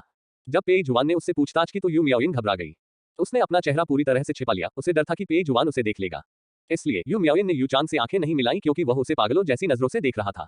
हाँ, मेरे दिल में पहले से ही कोई है। मैं आपसे प्रार्थना करता हूँ कि आप मेरी प्रार्थना स्वीकार करें। ये सुनकर पेई जुआन ने व्यंग्य किया। प्रधानमंत्री यू, क्या आप अब भी यह कहने का साहस कर रहे हैं कि आपने सम्राट को धोखा नहीं दिया? वह हाथ में तलवार लिए आगे बढ़ने के लिए तैयार था। हालांकि इससे पहले कि वह कुछ कर पाता, यू चांग ने पहले ही यू मियाओइन के चेहरे पर थप्पड़ मार दिया था। थप्पड़ इतना जोरदार था कि यू मियाओइन का आधा गोरा गाल तुरंत सूज गया। यू मियाओइन की अविश्वास भरी निगाहों को नजरअंदाज करते हुए यू चांग ने तुरंत झुककर विनती की। महाराज, ये सब इस दुष्ट स्त्री का दोष है। मैं, आपका विनम्र सेवक, इस बात से अनभिज्ञ था। प्रधानमंत्री को वास्तव में यह नहीं पता कि उनके अपने महल में क्या हुआ। ऐसा लगता है कि वे सचमुच बुरे और भ्रमित हो रहे हैं। पेई जुआन उसे ऐसे ही जाने देने को तैयार नहीं था। चूंकि बूढ़ी कुतिया ने उसकी पत्नी को धमकाने का साहस किया था, इसलिए उसका कुतिया को जीवित छोड़ने का कोई इरादा नहीं था। इस समय उन्होंने आगे कहा, लेकिन ये सही है, प्रधानमंत्री आखिरकार बुरे हैं, उनका भ्रमित होना सामान्य बात है। चूंकि ऐसी स्थिति है तो बेहतर होगा कि मैं सेवानिवृत्त हो जाऊं और अपने शेष जीवन का आनंद लेने के लिए घर लौट जाऊं। सम्राट, जो अभी तक किनारे से ये सब देख रहा था और इस आनंदमय दृश्य को देखकर खुश था, अचानक उदास हो गया। उन्होंने यू चांग के पक्ष में भी कहा, राजकुमार, प्रधानमंत्री को भी इस मामले की जानकारी नहीं है, इसलिए कृपया उन पर ज्यादा कठोर मत बनिए। यू चांग ने सोचा कि आज वह बर्बाद हो गया, लेकिन अप्रत्याशित रूप से सम्राट उसके पक्ष में खड़ा था। एक क्षण के सदमे के बाद पेई जुआन को तुरंत समझ आ गया कि सम्राट दुखी क्यों था, और वह अपने मन में सम्राट की तुच्छता पर हंसने से खुद को नहीं रोक सका। बुरा आदमी पहले से ही बहुत बुरा है, और वह सोचता है कि वह जो कुछ भी सुन रहा है वह उसके साथ एक धोखा है। पिताजी, प्रधानमंत्री ने ऐसा करने की हिम्मत की। जाहिर है कि वे हमारे शाही परिवार को गंभीरता से नहीं लेते। यदि सम्राट इस बार प्रधानमंत्री को माफ कर देते हैं, तो इस बात की कोई गारंटी नहीं है कि ऐसे विश्वासघाती अधिकारी नहीं होंगे जो सम्राट की दयालुता का फायदा उठाकर दुष्टता करेंगे और शाही परिवार को धोखा देंगे। सम्राट के पुत्र के रूप में पेई जुआन स्वाभाविक रूप से जानता था कि बूढ़ा व्यक्ति संवेदनशील और संदिग्ध था। चूंकि उसे खुद पर संदेह था, इसलिए स्वाभाविक रूप से उसे यू चांग पर भी संदेह हो सकता था। पेई जुआन को इस बात का डर नहीं था कि सम्राट उसके लिए परेशानी खड़ी कर देगा, वह केवल यू चांग के लिए परेशानी खड़ी करना चाहता था। यू चांग ने देखा कि सम्राट मूल रूप से उसके पक्ष में खड़ा था, और अब पेई जुआन ने कुछ ही शब्दों से सम्राट को फिर से क्रोधित कर दिया, और वह तुरंत पसीने से तरबतर हो गया। दशकों तक सम्राट पर नजर रखने के कारण यू चांग को स्वाभाविक रूप से पता था कि सम्राट कितना संदिग्ध व्यक्ति था। जब उसने सम्राट के चेहरे के हाव भाव देखे तो उसे पता चल गया कि सम्राट को उस पर संदेह है। यद्यपि वह अपने पक्ष के कारण थोड़ा अभिमानी था, फिर भी उसका सम्राट का अनादर करने का कोई इरादा नहीं था। उसने जोर से प्रणाम किया, उसके चेहरे पर आंसू बह रहे थे। महाराज, मैं दशकों से आपके साथ हूँ, आपकी दयालुता के लिए आभारी हूँ। मैं किसी भी असहमतिपूर्ण विचार को मन में रखने का साहस कैसे कर सकता हूँ। महामहिम, ठीक है। सम्राट ने यू चांग के रोने और विनती करने पर उसके चेहरे पर कोई भावना रखते हुए उसे टोक दिया। यह मामला यही खत्म होता है। चूंकि प्रधानमंत्री की बेटी किसी से प्यार करती है, इसलिए मैं उस पर कोई दबाव नहीं डालूंगा। जहां तक प्रधानमंत्री का सवाल है, चूंकि यह आपका पहला अपराध है, मैं आप पर 3 साल का वेतन जुर्माना लगाऊंगा और आपको पद छोड़ने की इजाजत दूंगा। यू चांग और अन्य दो के चले जाने के बाद हॉल में केवल सम्राट और पेई जुआन ही बचे थे। आप शयन कक्ष में पिन गिरने की आवाज सुन सकते हैं। क्राउन प्रिंस मेरे निर्णय से बहुत असंतुष्ट है। पिताजी, आप बुद्धिमान और शक्तिशाली हैं, हजारों लोग आपकी प्रशंसा करते हैं। मैं आपसे असंतुष्ट कैसे हो सकता हूँ? मुझे केवल इस बात की चिंता है कि आपके पिता की दयालुता इन विश्वासघाती लोगों को लुभाएगी। यू चांग आज एक चीज को दूसरी चीज से बदलने जैसा काम कर सकता है, लेकिन कौन जानता है कि कल दुनिया को बदलने में उसकी मदद कौन करेगा। पिताजी, हमें सावधान रहना होगा। तारांकन, 4 लोगों में से यू मियाओ सबसे खुश था। चूंकि महामहिम ने कहा है कि वे इस मामले को आगे नहीं बढ़ाएंगे, तो यह मामला यही समाप्त हो जाना चाहिए, है ना? वह चेहरे पर खुशी के भाव लिए यू चांग के पीछे महल से बाहर चली गई। उसने ये बिल्कुल भी नहीं देखा कि उसके पिता का उसके प्रति रवैया सामान्य से अलग था। तारांकन, वह बड़ी मुश्किल से बूढ़े यू चांग को धोखा देने में कामयाब रहा, लेकिन पेई जुआन अभी भी संतुष्ट नहीं था। देर सवेर वह उसे अपने ही हाथों मार डालेगा। पेई जुआन उदास चेहरे के साथ पूर्वी महल में लौट आया और ये देखकर कुछ आश्चर्यचकित हुआ कि आंगन में एक झूला था। यू मियाओ उस समय उस पर बैठी थी, बिना किसी डर के ऊंची उड़ान भर रही थी और उत्साह और खुशी से हंस रही थी। वह इतनी जीवंत और प्रसन्न थी कि उसने पूर्वी महल के निराशाजनक माहौल को काफी हद तक दूर कर दिया। महल की नौकरानियां, जो पहले केवल पेई जुआन के आदेश पर ही उसकी सेवा करती थी, अब स्वतःस्फूर्त स्वादिष्ट भोजन और मजेदार चीजें लेकर आती थी ताकि राजकुमारी को अधिक खुश किया जा सके। उसे खुशी से मुस्कुराते हुए और लगातार जल्दी करो चिल्लाते हुए देखकर पेई जुआन खुश था, लेकिन एक ऐसे व्यक्ति के रूप में जिसने सेक्स करना शुरू कर दिया था, उसके दिमाग में अन्य चीजें आईं। इस समय वह जानती थी कि उसे जल्दी आने के लिए चिल्लाना होगा, लेकिन वह बस उसे मना कर देगा। कुछ देर कोने पर खड़े रहने के बाद पेई जुआन बाहर चला गया। महल की नौकरानियां, जिन्होंने अभी अभी यू मियाओ से बात करने का साहस किया था और थोड़ी खुश महसूस कर रही थी, पेई जुआन को देखते ही तुरंत घुटनों के बल बैठ गई और प्रणाम किया। वातावरण शीघ्र ही ठंडा हो गया। यू मियाओ उनके साथ घुटनों के बल बैठना चाहती थी, लेकिन झूला अभी भी हिल रहा था, इसलिए वह केवल उस पर बैठी रह सकती थी और नीचे नहीं उतर सकती थी। उसके चेहरे पर द्वंद्वात्मक भाव देखकर पेई जुआन को हंसी आ गई। उसे समझ नहीं आ रहा था कि उसके साथ क्या गलत है। वह इस छोटे हकलाने वाले बच्चे को देखकर इतना खुश क्यों हो रहा था। यह आदमी स्पष्टतः मूर्ख और सुस्त है और उसे यह नहीं पता कि उसे कैसे खुश किया जाए। 50 अध्याय 50 हिंसक युवराज की हकलाती युवराज राजकुमारी 6। राजकुमार, पेई जुआन को करीब आते देख यू मियाओ चिंतित हो गई और उसने झूला छोड़ दिया और कूद गई। वह कमजोर थी और बिना संतुलन बनाए ही आगे की ओर गिर पड़ी। सौभाग्य से पेई जुआन पहले से ही बहुत करीब था और उसने जल्दी से आगे बढ़कर उस आदमी को कमर से गले लगा लिया। ये देखकर कि वह गिरी नहीं, पेई जुआन ने आखिरकार राहत की सांस ली और उसे डांटे बिना नहीं रह सका। तुम अचानक नीचे क्यों कूद गई? यू मियाओ ने अपना सिर उसकी बाहों से बाहर निकाला और पलकें झपकाईं। उसकी खूबसूरत अंबर जैसी आंखें उलझन से भरी थीं, मानो उसे समझ नहीं आ रहा था कि पेई जुआन क्यों नाराज है। हाँ, झुको, उद्धरण चिन्ह अल्पविराम उद्धरण चिन्ह। पेई जुआन ने असहाय होकर कहा, इसे भूल जाओ, अब से तुम्हें मेरे सामने झुकना नहीं पड़ेगा। लेकिन यह नियमों के विरुद्ध है। पेई जुआन को उम्मीद नहीं थी कि उसके सहमत होने के बाद भी यू मियाओ अभी भी और अधिक मांग रही थी। वह बस थोड़ा पुराने ख्यालात का है। उसके गाल पर चुटकी काटते हुए पेई जुआन ने स्वाभाविक रूप से कहा, यह पूर्वी महल है। पूर्वी महल में मैं ही शासन हूँ। अगर मैं कहता हूँ कि आपको सलामी देने की जरूरत नहीं है, तो आपको सलामी देने की जरूरत नहीं है। महल की नौकरानियों को खड़ा करने के लिए अपना हाथ हिलाते हुए पेई जुआन ने यू मियाओ को खींच लिया और उनके बगल में छोटे सोफे पर बैठ गया। उसने एक लीची छीली और बड़ी कुशलता से उसे यू मियाओ के मुंह में ठूंस दिया। जाहिर है, दोनों में से किसी ने भी इस परिचय को गंभीरता से नहीं लिया। कुछ खिलाने के बाद पेई जुआन की उंगलियां पहले से ही गीली थीं। वह उन्हें रुमाल से पोंछने ही वाला था। यू मियाओ, जिसे वह खाना खिला रहा था, ने पहले उसकी उंगलियों को अपने मुंह में लिया और उनसे रस चाटा। यू मियाओ छोटी थी, पेई जुआन की बाहों में झुकी हुई थी, उसे पेई जुआन ने कसकर पकड़ रखा था। अब वह उसकी बाहों में आराम से बैठी है और आज्ञाकारी होकर खाना खा रही है। उसकी हरकत स्पष्ट रूप से अवचेतन थी, लेकिन इससे पेई जुआन की आंखें गहरी हो गईं और उसके युवा शरीर ने तुरंत प्रतिक्रिया व्यक्त की। क्या ये स्वादिष्ट है? पेई जुआन ने कर्कश आवाज में पूछा। यू मियाओ को एहसास हुआ कि उसने क्या किया है और उसका चेहरा अचानक लाल हो गया। वह समझ नहीं पा रही थी कि पेई जुआन लीची के बारे में पूछ रहा था या किसी और चीज के बारे में। उसने अपने होंठ कसकर काट लिए, बोलने को तैयार नहीं थी और केवल गीली, साफ और स्पष्ट आंखों से उसे देखती रही। पेई जुआन को लगा कि यू मियाओ शायद उसे बचाने के लिए दयनीय होने का नाटक कर रही थी। लेकिन यू मियाओ को यह नहीं पता था कि वह कितनी आकर्षक लग रही थी। पेई जुआन ने उसे घूरकर देखा और उसे धमकाने के लिए इंतजार नहीं कर सका। हालांकि यू मियाओ की शारीरिक स्थिति को देखते हुए पेई जुआन ने हार मान ली। अभी तो बहुत लंबा रास्ता तय करना है, अभी तो बहुत लंबा रास्ता तय करना है। हालांकि आप ऐसा नहीं कर सकते, लेकिन चुंबन की अनुमति है। वह बहुत क्रूर था और उसने उसे आक्रामक तरीके से चूमा, उसे संघर्ष करने का कोई मौका दिए बिना ही एक कोने में धकेल दिया। जब तक चुंबन समाप्त हुआ, यू मियाओ का चेहरा लाल हो गया था और वह पेई जुआन की बाहों में पूरी तरह से गिर गई। अपनी राजकुमारी को अपनी बाहों में पकड़े हुए शाम की धूप का आनंद लेते हुए पेई जुआन को अचानक थोड़ा चक्कर सा महसूस हुआ। अतीत में हालांकि वह हर दिन व्यस्त रहता था, वो वास्तव में बहुत ऊब गया था, इसलिए वह अदालत के मामलों के प्रति बहुत चौकस था। लेकिन इस समय पेई जुआन को केवल यू मियाओ को पकड़कर और धूप में बैठकर संतुष्टि महसूस हो रही थी। शायद उन्हें म्याओ मियाओ को यहाँ भेजने के लिए यू चांग को धन्यवाद देना चाहिए। यदि दूसरी पार्टी ने सचमुच यू या किसी और को यहाँ भेजा होता, तो वह अब जैसा शांतिपूर्ण जीवन जी रहा है, वैसा नहीं जी पाता। दूसरी ओर जैसे ही यू मियाओइन प्रधानमंत्री के भवन में लौटी, उसे पैतृक हॉल में घुटने टेकने की सजा दी गई। यद्यपि श्रीमती वांग अपनी बेटी से बहुत प्यार करती थी, लेकिन जब उन्होंने यू चांग से सुना कि यू मियाओइन ने क्या किया है, तो उनकी आंखें अंधेरी हो गईं। गुरुजी, महाराज का क्या मतलब है? यू चांग भी यह नहीं समझ सका कि सम्राट का क्या मतलब था, इसलिए वह और भी अधिक परेशान हो गया। यदि उसे पता होता कि चीजें इस तरह से विकसित होंगी, तो वह स्थानापन्न विवाह जैसी हास्यास्पद बात के लिए सहमत नहीं होता। यू चांग वास्तव में यू मियाओइन को दूर पहाड़ों में नन बनने के लिए भेजना चाहता था, ताकि वह आंखों से ओझल हो जाए और मन से भी ओझल हो जाए। लेकिन ये स्पष्ट है कि यू मियाओइन के व्यक्तित्व को देखते हुए वह इससे सहमत नहीं होंगी। अगर फिर कुछ हुआ तो ये हमारे परिवार के लिए दुर्भाग्य है। ये सचमुच हमारे परिवार के लिए दुर्भाग्य है। श्रीमती वांग भी बहुत दुखी थी, लेकिन अचानक उन्हें कुछ याद आया और उन्होंने पूछा, मास्टर, सबसे बड़ी बेटी कहाँ है? राजकुमार के हिंसक और अभिमानी व्यक्तित्व को देखते हुए अगर उसने यू मियाओ को मार दिया, तो इस तथ्य को छिपाने का कोई तरीका नहीं होगा। बेशक राजकुमार ने इतनी छोटी सी बात को छिपाने की जहमत नहीं उठाई, लेकिन इतना समय बीत चुका है और पूर्वी महल में सन्नाटा पसरा है, किसी के मरने की कोई खबर नहीं है। बहुत मुमकिन है कि यू मियाओ ठीक हो। यू चांग समझ गया कि मैडम वांग का क्या मतलब था, लेकिन उसने अपना हाथ हिला दिया। जाहिर है कि उसने यह नहीं सोचा था कि यू मियाओ कुछ कर सकती है। वह तो हकलाती है और साफ बोल भी नहीं पाती। राजकुमार को उसमें कैसे दिलचस्पी हो सकती है? एक अवांछित महिला राजकुमार को देख भी नहीं सकेगी, उनके लिए मध्यस्थता करना तो दूर की बात है। लेकिन हर संभव कोशिश करने की मानसिकता के साथ यू चांग ने फिर भी एक पत्र लिखा और उसे यू मियाओ को सौंप दिया। बेशक जब पत्र पूर्वी महल में पहुंचा तो उसे पढ़ने वाला पहला व्यक्ति स्वाभाविक रूप से पेई जुआन था। उस समय दोनों अध्ययन कक्ष में थे, एक स्मृति पत्र पढ़ रहा था और दूसरा कहानी पुस्तक पढ़ रहा था, जो बहुत ही असंगत था। जब पेई जुआन ने हिजड़े से पत्र लिया, तो यू मियाओ को यह एहसास नहीं हुआ कि पत्र वास्तव में उसके लिए लिखा गया था। पत्र की सामग्री पढ़ने के बाद पेई जुआन क्रोधित हो गया।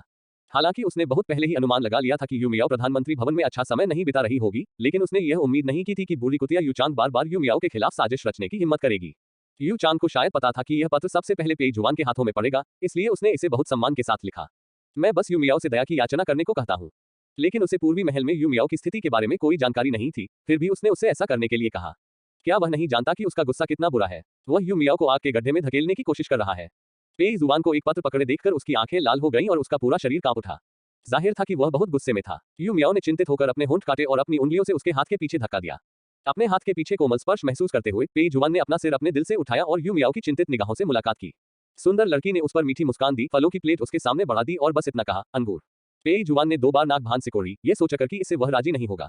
पत्र को मेज पर फेंकते हुए पेई जुआन ने यू मियाओ की ओर अपनी बाहें फैला दी। मियाओ मियाओ, मुझे तुम्हें गले लगाने दो।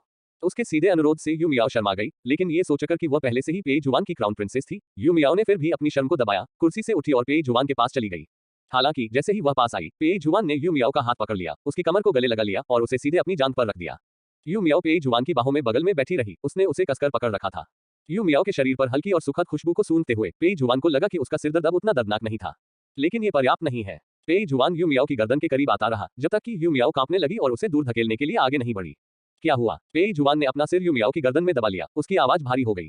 उद्धरण चिन्ह dot dot dot dot dot dot खुजली हे है। पेई जुआन ने धीमे स्वर में हंसते हुए उसकी कमर को अपनी बाहों से कसकर जकड़ लिया, मानो वह उसे अपने शरीर में मिला लेना चाहता हो, बस तुम्हें गुदगुदाने के लिए। उसके हाथ बेचैन हो गए और उसने वास्तव में यू मियाओ को गले लगाया, उसे मेज पर लिटा दिया और उसे जमकर चूमा। 51 अध्याय 51 हिंसक युवराज की हकलाती युवराज 7। पेई जुआन ने जब यू चांग को मारने का फैसला किया तो वह उसे मारने के तरीके के बारे में सोचने लगा। लेकिन बूढ़ा आदमी स्पष्ट रूप से उससे सावधान रहने लगा था और पेई जुआन ये बात बहुत अधिक स्पष्ट नहीं करना चाहता था और बूढ़े आदमी को उसके खिलाफ कुछ करने का मौका नहीं देना चाहता था। अपने हाथ में पत्र देखकर पेई जुआन ने अपनी कलम उठाए और उत्तर लिखा। जब यू चांग को उत्तर पत्र मिला तो वह भी थोड़ा उलझन में था। जाहिर है उन्हें जवाब मिलने की उम्मीद नहीं थी। पत्र की विषय वस्तु बहुत सरल थी। पेई जुआन ने कहा कि वह यू मियाओ से बहुत संतुष्ट था, इसलिए उसने दया दिखाने का फैसला किया और अपने ससुर यू चांग को जाने दिया। यू चांग की घबराहट भरी अभिव्यक्ति को देखकर मैडम वांग ने सोचा, सबसे बड़ी महिला अभी भी बहुत सुंदर है। वह अति सुंदर और सुंदर है, फिर भी सौम्य और वश में करने में आसान है। वह सचमुच उस तरह की महिला है जिसे राजकुमार जैसा नियंत्रण चाहने वाला कोई भी वरिष्ठ पसंद करेगा। और इसके बाद, जैसा कि पेई जुआन ने पत्र में कहा था, किसी ने भी उन्हें निशाना नहीं बनाया। यू चांग ने राहत की सांस ली, लेकिन यू मियाओइन के प्रति उसकी घृणा अब उतनी प्रबल नहीं थी। यू मियाओइन अब जवान नहीं रही और जो कुछ पहले हुआ था उसे देखते हुए अब उसके लिए पति ढूंढने का समय आ गया है। यू चांग ने मामले को निपटाने के लिए श्रीमती वांग को सौंप दिया। पेई जुआन को प्रधानमंत्री भवन के बारे में सब कुछ पता था। वह उन्हें इतनी आसानी से कैसे छोड़ सकता था। जाओ, जू मिंग को कुछ खबर फैलाने दो। जू मिंग सम्राट का मुख्य खोजे था। तारांकन, आज का काम खत्म करने के बाद सूरज चमक रहा था। पेई जुआन अध्ययन कक्ष से बाहर निकला और पिछवाड़े की ओर मुड़ा, जहां उसने यू मियाओ को खट्टे बेर का सूप पीते और कुछ लिखते हुए देखा। पेई जुआन ने चुपके से जाकर देखने का इरादा किया था कि वह क्या लिख रही है, लेकिन उसने उम्मीद नहीं की थी कि इस बार यू मियाओ इतनी सतर्क होगी। वह अभी पास ही आया था कि यू मियाओ ने उसे देख लिया और उसने जो लिखा था उसे तुरंत छिपा दिया। पेई जुआन ने अपनी भौहें उठाई, उसकी जिज्ञासा बढ़ती गई। मियाओ मियाओ, तुम क्या लिख रही हो? हालांकि पेई जुआन को उम्मीद नहीं थी कि यू मियाओ, जिसने उससे कभी कुछ नहीं छिपाया था, इस बार उसे नहीं बताएगी। कुछ नहीं, महत्वपूर्ण नहीं। अगर यह कोई महत्वपूर्ण बात नहीं है तो आप इसे क्यों छिपा रहे हैं? पेई जुआन को इस पर बिल्कुल भी विश्वास नहीं हुआ, लेकिन उसने उसे खुलेआम नहीं लूटा। वह बस यू मियाओ के पास बैठा और थोड़ी निराशा के साथ बोला, मियाओ मियाओ, क्या तुम मुझे नहीं बता सकते? क्या तुम्हें मुझ पर भरोसा नहीं है? हालांकि यू मियाओ, जो हमेशा उसकी चालों में फंस जाती थी, इस बार बेहद दृढ़ थी। सुंदरी को देखकर उसका चेहरा लाल हो गया, लेकिन फिर भी उसने अपना सिर हिलाया और कहा, मुझे तुम पर भरोसा है, लेकिन मैं इसे तुम्हें नहीं दूंगी। ये सुनकर पेई जुआन ने अपनी भौहें उठाई और वह और भी अधिक उत्सुक हो गया। लेकिन यू मियाओ ऐसा नहीं चाहता था और वह डाकू की तरह लूट नहीं सकता था। अपनी गहरी आंखों को थोड़ा सिकोड़ते हुए पेई जुआन ने सोचा कि एक दिन उसे पता चल जाएगा कि यह क्या था। इस विषय को छोड़कर पेई जुआन ने उस कारण के बारे में बात की कि वह यू मियाओ को खोजने क्यों आया था। क्या तुम खरीदारी करना चाहोगी? मैंने तुम्हें आभूषणों की खरीदारी कराने का वादा किया था, लेकिन आज तक मुझे समय नहीं मिला। जैसे ही पेई जुआन ने बोलना खत्म किया, उसने देखा कि यू मियाओ की आंखें चमक रही थी और वे चावल पर चोंच मारती हुई चूजियों की तरह बेतहाशा सिर हिला रही थी। वह बहुत प्यारी थी। पेई जुआन को उसकी बात पर मजा आया और वह जोर से हंसा। उसने उसकी नाक खुजाई और उसे कपड़े बदलने को कहा। ईस्ट पैलेस में तो ठीक है, लेकिन बाहर जाओ तो इतने कूल कपड़े नहीं पहन सकते। वह नहीं चाहता कि उसकी पत्नी को कोई देखे। तारांकन, राजधानी में सबसे बड़ी आभूषण की दुकान लिंगलोंग पवेलियन है। अपने पिछले जीवन में, चाहे वह क्राउन राजकुमारी या रानी थी, लिंगलोंग मंडप हमेशा उसे नए गहने भेजता था। लेकिन इस जीवन में उसके साथ ऐसा व्यवहार कभी नहीं किया जाएगा। आखिरकार लिंगलोंग पवेलियन को शाही परिवार का समर्थन प्राप्त है, इसलिए स्वाभाविक रूप से प्रधानमंत्री को बहुत अधिक महत्व देने की आवश्यकता नहीं है। आज, क्योंकि यू मियाओइन की जल्द ही शादी होने वाली थी, उसने लेडी वांग से बहुत देर तक विनती की। उसके बाद ही वह उसे खेलने के लिए बाहर ले जाने के लिए राजी हुई। यू मियाओइन हमेशा से ही एक ऐसी इंसान रही है जो चैन से नहीं बैठ सकती। इतने सालों तक घर में बंद रहने के बाद अब वो और भी ज्यादा बाहर जाकर खेलना चाहती है। हालांकि उसे दुकान में पेई जुआन और यू मियाओ को देखने की उम्मीद नहीं थी। एक वह व्यक्ति है जिससे वह सबसे अधिक डरती है और दूसरा वह व्यक्ति है जिसे उसने नुकसान पहुंचाया है। जब यू मियाओइन ने उन दोनों को देखा तो उसे बहुत अपराधबोध हुआ और वह तुरंत श्रीमती वांग के पीछे छिप गई। पेई जुआन को स्पष्ट रूप से अपनी सस्ती सास के साथ बातचीत करने की कोई इच्छा नहीं थी और श्रीमती वांग भी उसकी शक्ति से थोड़ा डरती थी। दोनों ने एक दूसरे को कुछ सरल अभिवादन दिए और फिर अपने अपने रास्ते चले गए। पेई जुआन राजधानी में बहुत प्रसिद्ध था और हर कोई उसे जानता था। उनकी खराब प्रतिष्ठा के कारण मूलतः भीड़ भरे मंडप में उपस्थित अधिकांश अतिथि शीघ्र ही चले गए और यहाँ रुके किसी भी मेहमान ने उन दोनों लोगों को गुप्त रूप से नहीं देखा। इस बारे में कैसा है? पेई जुआन ने पन्ना रंग के हेडपीस का एक सेट चुना, ये सोचकर कि यू मियाओ उन्हें पहनकर बहुत अच्छी दिखेगी।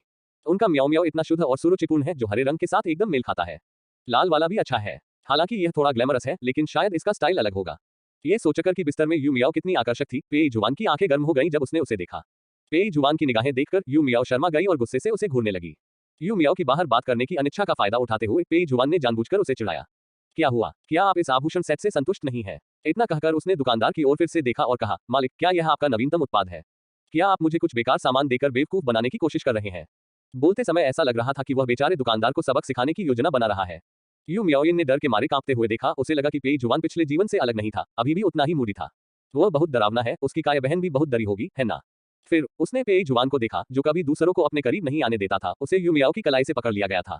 दूसरे पक्ष ने तो एक कदम और आगे बढ़कर अपनी उंगलियां यू मियाओ की उंगलियों के बीच डाल दी और उन्हें आपस में फंसा लिया। यू मियाओ नहीं चाहती थी कि लोगों को पता चले कि वह हकलाती है, इसलिए वह सार्वजनिक रूप से बात करना पसंद नहीं करती थी। लेकिन वह इस निर्दोष दुकानदार को दंडित नहीं होने दे सकती थी, इसलिए वह केवल उत्सुकता से पेई जुआन को खींच सकी और कहा, मत करो। पेई जुआन को पता चला कि शायद क्योंकि वह स्पष्ट रूप से बोल नहीं सकती थी, इसलिए भगवान ने उसे मुआवजे के रूप में बोलने वाली आंखें दी। पानी जैसी खूबसूरत आंखें बहुत चालाक थी। भले ही यू मियाओ कुछ न बोलती, पेई जुआन समझ जाता था कि उसका क्या मतलब है। पेई जुआन ने उसे कोमलता से देखा, यू मियाओ के गाल को छुआ और स्पष्ट रूप से उसे चूमना चाहता था। अगले ही पल यू मियाओ ने उसका हाथ पकड़ लिया और उसे नीचे खींच लिया और चौड़ी आंखों से उसे घूरते हुए चेतावनी का संकेत दिया। नहीं नहीं नहीं। पेई जुआन को ऐसा लगा जैसे उसने उसे ऊपर नीचे कूदते हुए देखा हो, लेकिन क्योंकि आसपास बाहरी लोग थे, वह केवल उसे देख सकती थी। पेई जुआन उससे इतना खुश हुआ कि अपनी हंसी रोक नहीं पाया। उसने उसका हाथ खींचा और जोर से हंसा और उसकी मुस्कान धीरे धीरे और भी ज्यादा घमंडी होती जा रही थी। वह शायद ही कभी इतना खुश दिखता था और कई लोग उसकी ओर देखते थे। पेई जुआन का रूप रंग बहुत अच्छा था। हालांकि उसका चेहरा अक्सर उदास रहता था, फिर भी लोग उसकी खूबसूरती के दीवाने थे। इस समय उसकी भौहें और आंखें शायद ही कभी शिथिल थीं और वह पहले से भी अधिक सुंदर लग रहा था। कई कुलीन महिलाएं दंग रह गईं। यहाँ तक कि यू मियाओइन भी ऐसा ही है। उसने पहले कभी पेई जुआन को इस तरह मुस्कुराते नहीं देखा था। दूसरा पक्ष हमेशा होंठ सिकोड़कर उपहास करता रहता था। यू मियाओइन को उम्मीद नहीं थी कि वह इतना खुलकर हंस सकता है। यू मियाओइन अपने दिल में उठ रही इस भावना को बयां नहीं कर सकती थी। उसे बस यही लग रहा था कि पेई जुआन में अब वो उदासी नहीं रही जो उसे पिछले जन्म में थी। क्यों वह एक नाराज पति की तरह क्यों व्यवहार करता है जिसकी पत्नी मर चुकी है, लेकिन वह अपनी निकम्मी बहन के प्रति इतना स्नेही क्यों है? क्या उसमें कुछ ऐसा है जो यू मियाओ से कमतर है? ये तो बस हकलाना है। #52 अध्याय 52 हिंसक युवराज की हकलाती युवराज 8। यू मियाओइन को बहुत जटिल महसूस हुआ। एक और वह अपने पिछले जीवन के अनुभवों के कारण पेई जुआन से बहुत डरती थी। दूसरी ओर चूंकि वह रूप रंग को लेकर जुनूनी थी, इसलिए जब उसने पेई जुआन का ये रूप देखा तो वह उसकी ओर आकर्षित हुए बिना नहीं रह सकी। लेकिन पेई जुआन ने यू मियाओ को देखकर इतनी खुशी से क्यों मुस्कुराया? क्या उनका रिश्ता इतना अच्छा है? यू मियाओइन की असंतुष्ट निगाहें यू मियाओ पर पड़ी और उसकी पुतलियां सिकुड़ गईं। यू मियाओ, क्या वह सचमुच इतनी सुंदर है? यू मियाओइन को अपनी बहन की कोई छाप नहीं है। वह अपने दैनिक जीवन में एक पारदर्शी व्यक्ति की तरह है और जब वह बड़ी हो गई तो उसने जल्दबाजी में शादी कर ली। अंततः वह बहुत जल्दी ही घर के पिछवाड़े में ही मर गया और उसका कोई बच्चा भी नहीं हुआ। लेकिन अब क्या होगा? यू मियाओ का रंग गुलाबी है और वह आलीशान कपड़े पहनती है। कोई भी बता सकता है कि वह अब अच्छी जिंदगी जी रही है। ये प्रधानमंत्री आवास में रहने से कहीं बेहतर है। यू मियाओइन ने यह भी देखा कि पेई जुआन द्वारा उसकी बहन को परेशान करने के बाद उसने वास्तव में उसे धीरे से मनाया था। यू मियाओइन स्तब्ध रह गया। क्या यह अब भी वही पेई जुआन है जिसे वह जानती थी? वह ऐसा करने की हिम्मत कैसे कर सकता है? हालांकि यद्यपि यू मियाओइन अपने दिल में असंतुष्ट थी, फिर भी उसने पेई जुआन को छोड़ने में थोड़ी हिचकिचाहट महसूस की। लेकिन अब वह उस व्यक्ति के करीब आने की योजना नहीं बना रही थी। वह एक आकर्षक नायिका है जो इस दुनिया में एक हरम खोलना चाहती है। पेई जुआन जैसे अधिकारग्रस्त पागल को उसकी कोमल हृदय वाली बहन को दे देना चाहिए। शायद पेई जुआन उससे नाराज थी क्योंकि बहुत से लोग उसे पसंद करते थे। उसकी बहन एक बहुत ही पारंपरिक प्राचीन महिला थी और वह निश्चित रूप से इस सिद्धांत में विश्वास करती थी कि एक महिला को शादी के बाद अपने पति की आज्ञा का पालन करना चाहिए। शायद ये सिर्फ पेई जुआन के शौक को संतुष्ट करने के लिए हुआ है। अपनी नाक सिकोड़ते हुए यू मियाओइन ने अब पेई जुआन पर ध्यान नहीं दिया, बल्कि दुकान में चीजें चुनने लगी। यू मियाओइन द्वारा चुने गए आभूषणों को देखकर श्रीमती वांग अपनी भौहें चढ़ाने से खुद को नहीं रोक सकी। ये बेटी दिन ब दिन अविश्वसनीय होती जा रही है। वो ये भी नहीं सोचती कि क्या उसके पिता की तनख्वाह इतनी है कि वह इतने गहने खरीद सके। लेकिन सार्वजनिक रूप से गरीब होने का रोना रोने से न केवल श्रीमती वांग को शर्मिंदगी महसूस होगी, बल्कि अगर यह बात बाहर आ गई तो यू चांग की भी बदनामी होगी। श्रीमती वांग केवल इतना कह सकी, मियाओइन, ये फीनिक्स हेयरपिन तुम्हें शोभा नहीं देता। इसे बदलने की कोशिश करो। माँ, ये सुनकर यू मियाओइन हैरान रह गया। ये स्पष्ट था कि अपने पिछले जीवन में श्रीमती वांग हमेशा कहती थी कि वह जो भी पहनती है वह अच्छा लगता है, वह सुंदर है और किसी भी प्रकार का आभूषण उन पर जंचता है। लेकिन अब इस खूबसूरत फीनिक्स हेयरपिन को पहनकर वह और भी ज्यादा खूबसूरत लग रही है। तो उसकी माँ ने ऐसा क्यों कहा? यू मियाओइन को थोड़ा डैक हुआ, ये सोचकर कि उसकी माँ अब उससे प्यार नहीं करती। उसे पहले कभी ऐसी चीजों की कमी नहीं रही थी। ये देखकर कि यू मियाओइन इतना अविश्वसनीय था, श्रीमती वांग का चेहरा थोड़ा दुखी लग रहा था। इसे नीचे रखें। जैसे ही उसने बोलना समाप्त किया, दूसरी तरफ से एक और आवाज आई, ये पेई जुआन की थी। उन सबको लपेटो। बहुत अधिक। यू मियाओ ने परेशानी में अपने होंठ भींच लिए, ये सोचकर कि पेई जुआन लापरवाही से काम करेगा। हालांकि पेई जुआन ने मुस्कुराते हुए कहा, क्या ये बहुत है? ये कितना है? अगर आपको लगता है कि यह बहुत ज्यादा है तो इसे धीरे धीरे पहने और साथ में पहनने के लिए कुछ और कपड़े बना लें। मुझे ये देखना बहुत अच्छा लगता है। मेरे सामने खड़ी महिला बहुत सुंदर है, भले ही उसने साधारण सा सामान पहना हो, लेकिन फिर भी पेई जुआन सभी अच्छी और कीमती चीजें उसके पास लाना चाहता था। यू मियाओ के लाल हो चुके चेहरे को छूते हुए पेई जुआन ने उसे पंखे से हवा दी और धीरे से पूछा, क्या तुम गर्म हो? यू मियाओ ने सिर हिलाया। पेई जुआन के खिलाफ झुक गई और स्वाभाविक रूप से उसकी बाहों में आ गई। क्या हम महल वापस चलें? हालांकि यू मियाओ ने अपना सिर हिलाया, पेई जुआन की बाहों से अपना सिर बाहर निकाला, उसकी आंखें चमक रही थी। मधुशाला, वह अभी तक रेस्तरां नहीं गई है। यू मियाओ का रूप रंग बहुत आकर्षक था, तो पेई जुआन उसे कैसे मना कर सकता था? जब उसने सुना कि वह रेस्टोरेंट जाना चाहती है तो वह तुरंत मान गया। भीड़ की झुकी हुई स्तुति के बीच पेई जुआन यू मियाओ को अपनी बाहों में लेकर चला गया। उन दो लोगों को देखकर जो इतने करीब थे कि वे लगभग जुड़वा होना चाहते थे, यू मियाओइन को मिश्रित भावनाएं महसूस हुई। आखिरकार उसे वह आजादी मिल गई जो वह अपने पिछले जीवन में सबसे अधिक चाहती थी, लेकिन वह थोड़ा खोया हुआ क्यों महसूस कर रही थी। तारांकन। रेस्तरां के एक निजी कमरे में बैठी यू मियाओ ने अपने हाथों से अपनी ठोड़ी को सहारा दिया और नीचे कहानीकार को चमकती आंखों से देख रही थी। मूल दुनिया में यू मियाओ स्वाभाविक रूप से अक्सर रेस्तरां में जाती थी, लेकिन मूल मालिक वास्तव में एक महिला थी जो कभी घर से बाहर नहीं निकलती थी, और चूंकि वह पसंदीदा नहीं थी, इसलिए वह कभी भी वहां नहीं गई थी। यू मियाओ कहानीकार को कहानी सुनाते हुए सुन रही थी और सुनते हुए उसे एहसास हुआ कि उसने ये कहानी अभी कुछ समय पहले ही पढ़ी थी। यह एक अजीब कहानी थी, विचित्र और अनोखी, और इसने लोगों को सिहरन में डाल दिया। यू मियाओ को उम्मीद नहीं थी कि एक रेस्टोरेंट वाला सज्जन ये कहानी सुनाएगा। लगता है वान मुलिन वाकई बहुत लोकप्रिय है। जब से उसने लग्जरी टूरिस्ट कारों के बारे में पहली किताब देखी थी, यू मियाओ को इस व्यक्ति में गहरी दिलचस्पी हो गई थी। उसकी दूसरी किताबें पढ़ने के बाद यू मियाओ की उसमें और भी ज्यादा दिलचस्पी हो गई। यद्यपि उसने उस व्यक्ति को कभी व्यक्तिगत रूप से नहीं देखा था, फिर भी यू मियाओ को सहज ही महसूस हुआ कि यह एक महिला द्वारा लिखी गई पुस्तक है। जहां तक कारण की बात है तो संभवतः ये किसी प्रशंसक लड़की का अंतर्ज्ञान है। इसके अलावा पुरुषों और महिलाओं के लिखने के तरीके में भी बहुत अंतर है। यू मियाओ मूल रूप से बॉस से वान मुलिन के बारे में पूछना चाहता था, लेकिन बॉस भी उसे नहीं जानता था। पुस्तक का चयन कहानीकार द्वारा किया जाता है और उसने ये पुस्तक केवल इसलिए चुनी क्योंकि यह हाल ही में बहुत लोकप्रिय हुई है। वास्तव में वान मुलिन की किताबें बहुत लोकप्रिय हैं, लेकिन उनमें से कई रंगीन संस्करण हैं जो रेस्तरां में बात करने के लिए उपयुक्त नहीं है। चूंकि उसे पता नहीं चला कि वह कौन था, इसलिए यू मियाओ ने इसे ज्यादा गंभीरता से नहीं लिया। लेकिन उसे उम्मीद नहीं थी कि वान मुलिन इतनी तेज है। कुछ ही दिनों में उसकी और पेई जुआन फांग की कहानी प्रकाशित हो गई। उसके हाथ में किताब को देखते हुए यू मियाओ चुप हो गया। फिर मैं अपनी जिज्ञासा को नियंत्रित नहीं कर सका और उसे खोल दिया। वान मुलिन वाकई एक अच्छा रसोइया है। किंग शुई अच्छा लिखता है और उससे भी अच्छा और क्या लिखा जा सकता है। ये देखकर यू मियाओ की रचनात्मक इच्छा फिर से उभर आई। जब ड्राइविंग की बात आती है तो वह किसी से पीछे नहीं रहेगी। आज पेई जुआन रात के खाने के समय तक वापस नहीं आया, इसलिए यू मियाओ अब तक लड़ रहा है। कुछ दिनों तक लिखने के बाद अंततः पेई जुआन को पांडुलिपि मिल गई। जमीन पर गिरे कागज के कुछ पन्नों को उठाकर पेई जुआन ने उन पर लिखी जानी पहचानी लिखावट को देखा और तुरंत पहचान लिया कि यह यू मियाओ की लिखावट थी। लेकिन जब उसने अंदर लिखा हुआ पढ़ा तो वह तुरंत क्रोधित हो गया। खैर, ये वासना है। उन्हें इस बात का कोई अंदाजा नहीं था कि क्राउन प्रिंसेस, जो इतनी अच्छी और पवित्र दिखती थी, वास्तव में ऐसा कुछ लिख सकती है। जंगल, नावें, मिनोटॉर सभी तत्वपूर्ण है। कहानी में यू मियाओ उसकी नई भाभी है और उसे पहली नजर में ही अपनी भाभी से प्यार हो जाता है। इसके अलावा सबसे बड़ा भय एक बीमार व्यक्ति था, इसलिए स्वाभाविक रूप से डकैती और लूट की एक श्रृंखला शुरू हुई। इसमें विभिन्न कथानक इतने जोश से लिखे गए थे कि पेई जुआन को थोड़ी ईर्ष्या भी महसूस हुई। उसने पहले कभी उसके साथ ऐसा व्यवहार नहीं किया था, तो फिर किताब में इस कमीने ने ऐसा क्यों किया। बेडरूम में यू मियाओ को अचानक एहसास हुआ कि उसकी पांडुलिपि गायब है। जब वह उसे ढूंढ रही थी तो अचानक उसे पीछे से गले लगा लिया गया। जैसे ही वह पेई जुआन के चुपचाप चलने पर गुस्सा होने वाली थी, यू मियाओ के कानों में एक अव्यवस्थित और तुच्छ आवाज आई। भाभी, अगर आप अपने भाई का ख्याल रखने नहीं जाती तो आप यहाँ क्या ढूंढ रही हैं? #53 अध्याय 53 हिंसक युवराज की हकलाती युवराज 9। मूलतः यू मियाओ उन कुलीन पुरुषों से बहुत संतुष्ट थी जो उसका पीछा करते थे।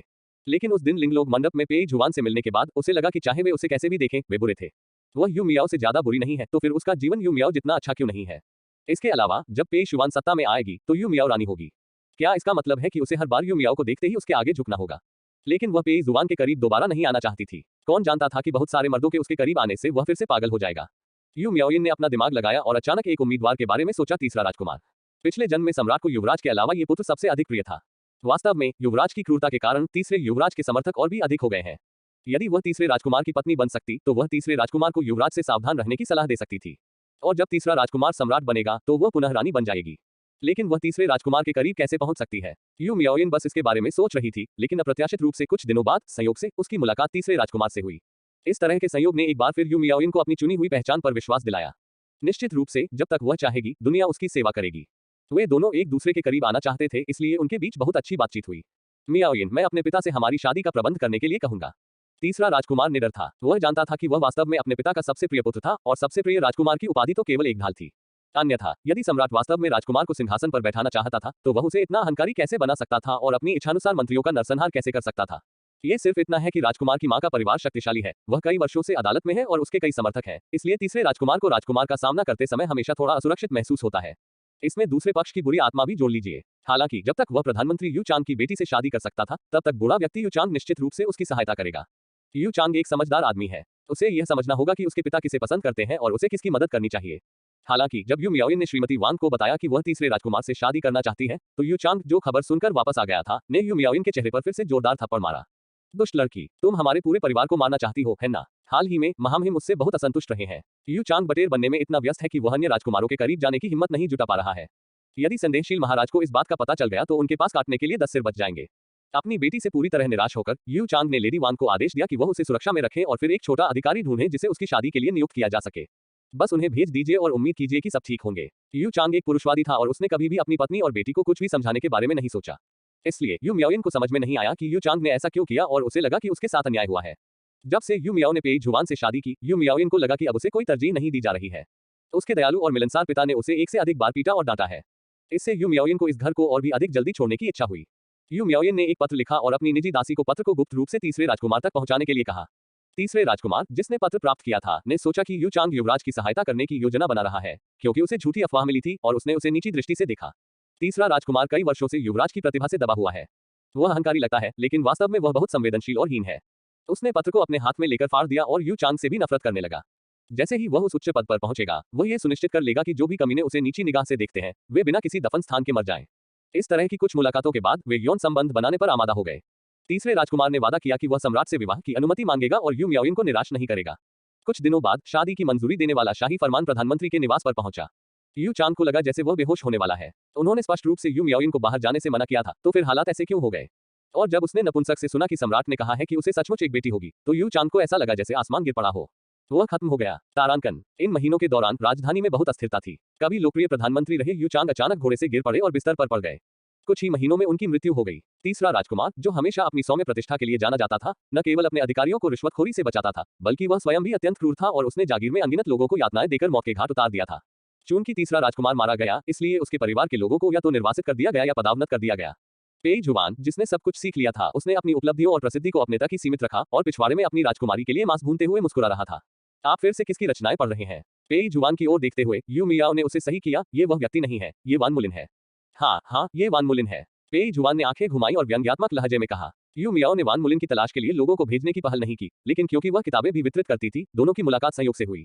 फिर पेई जुआन असंतुष्ट महसूस करने लगा। हालांकि वान मुलिन वास्तव में एक छोटी लड़की थी, यू मियाओ, जो उससे बात करने के लिए बहुत इच्छुक नहीं थी, इस व्यक्ति के साथ मिलने के बाद पूरे दिन हकलाती रही।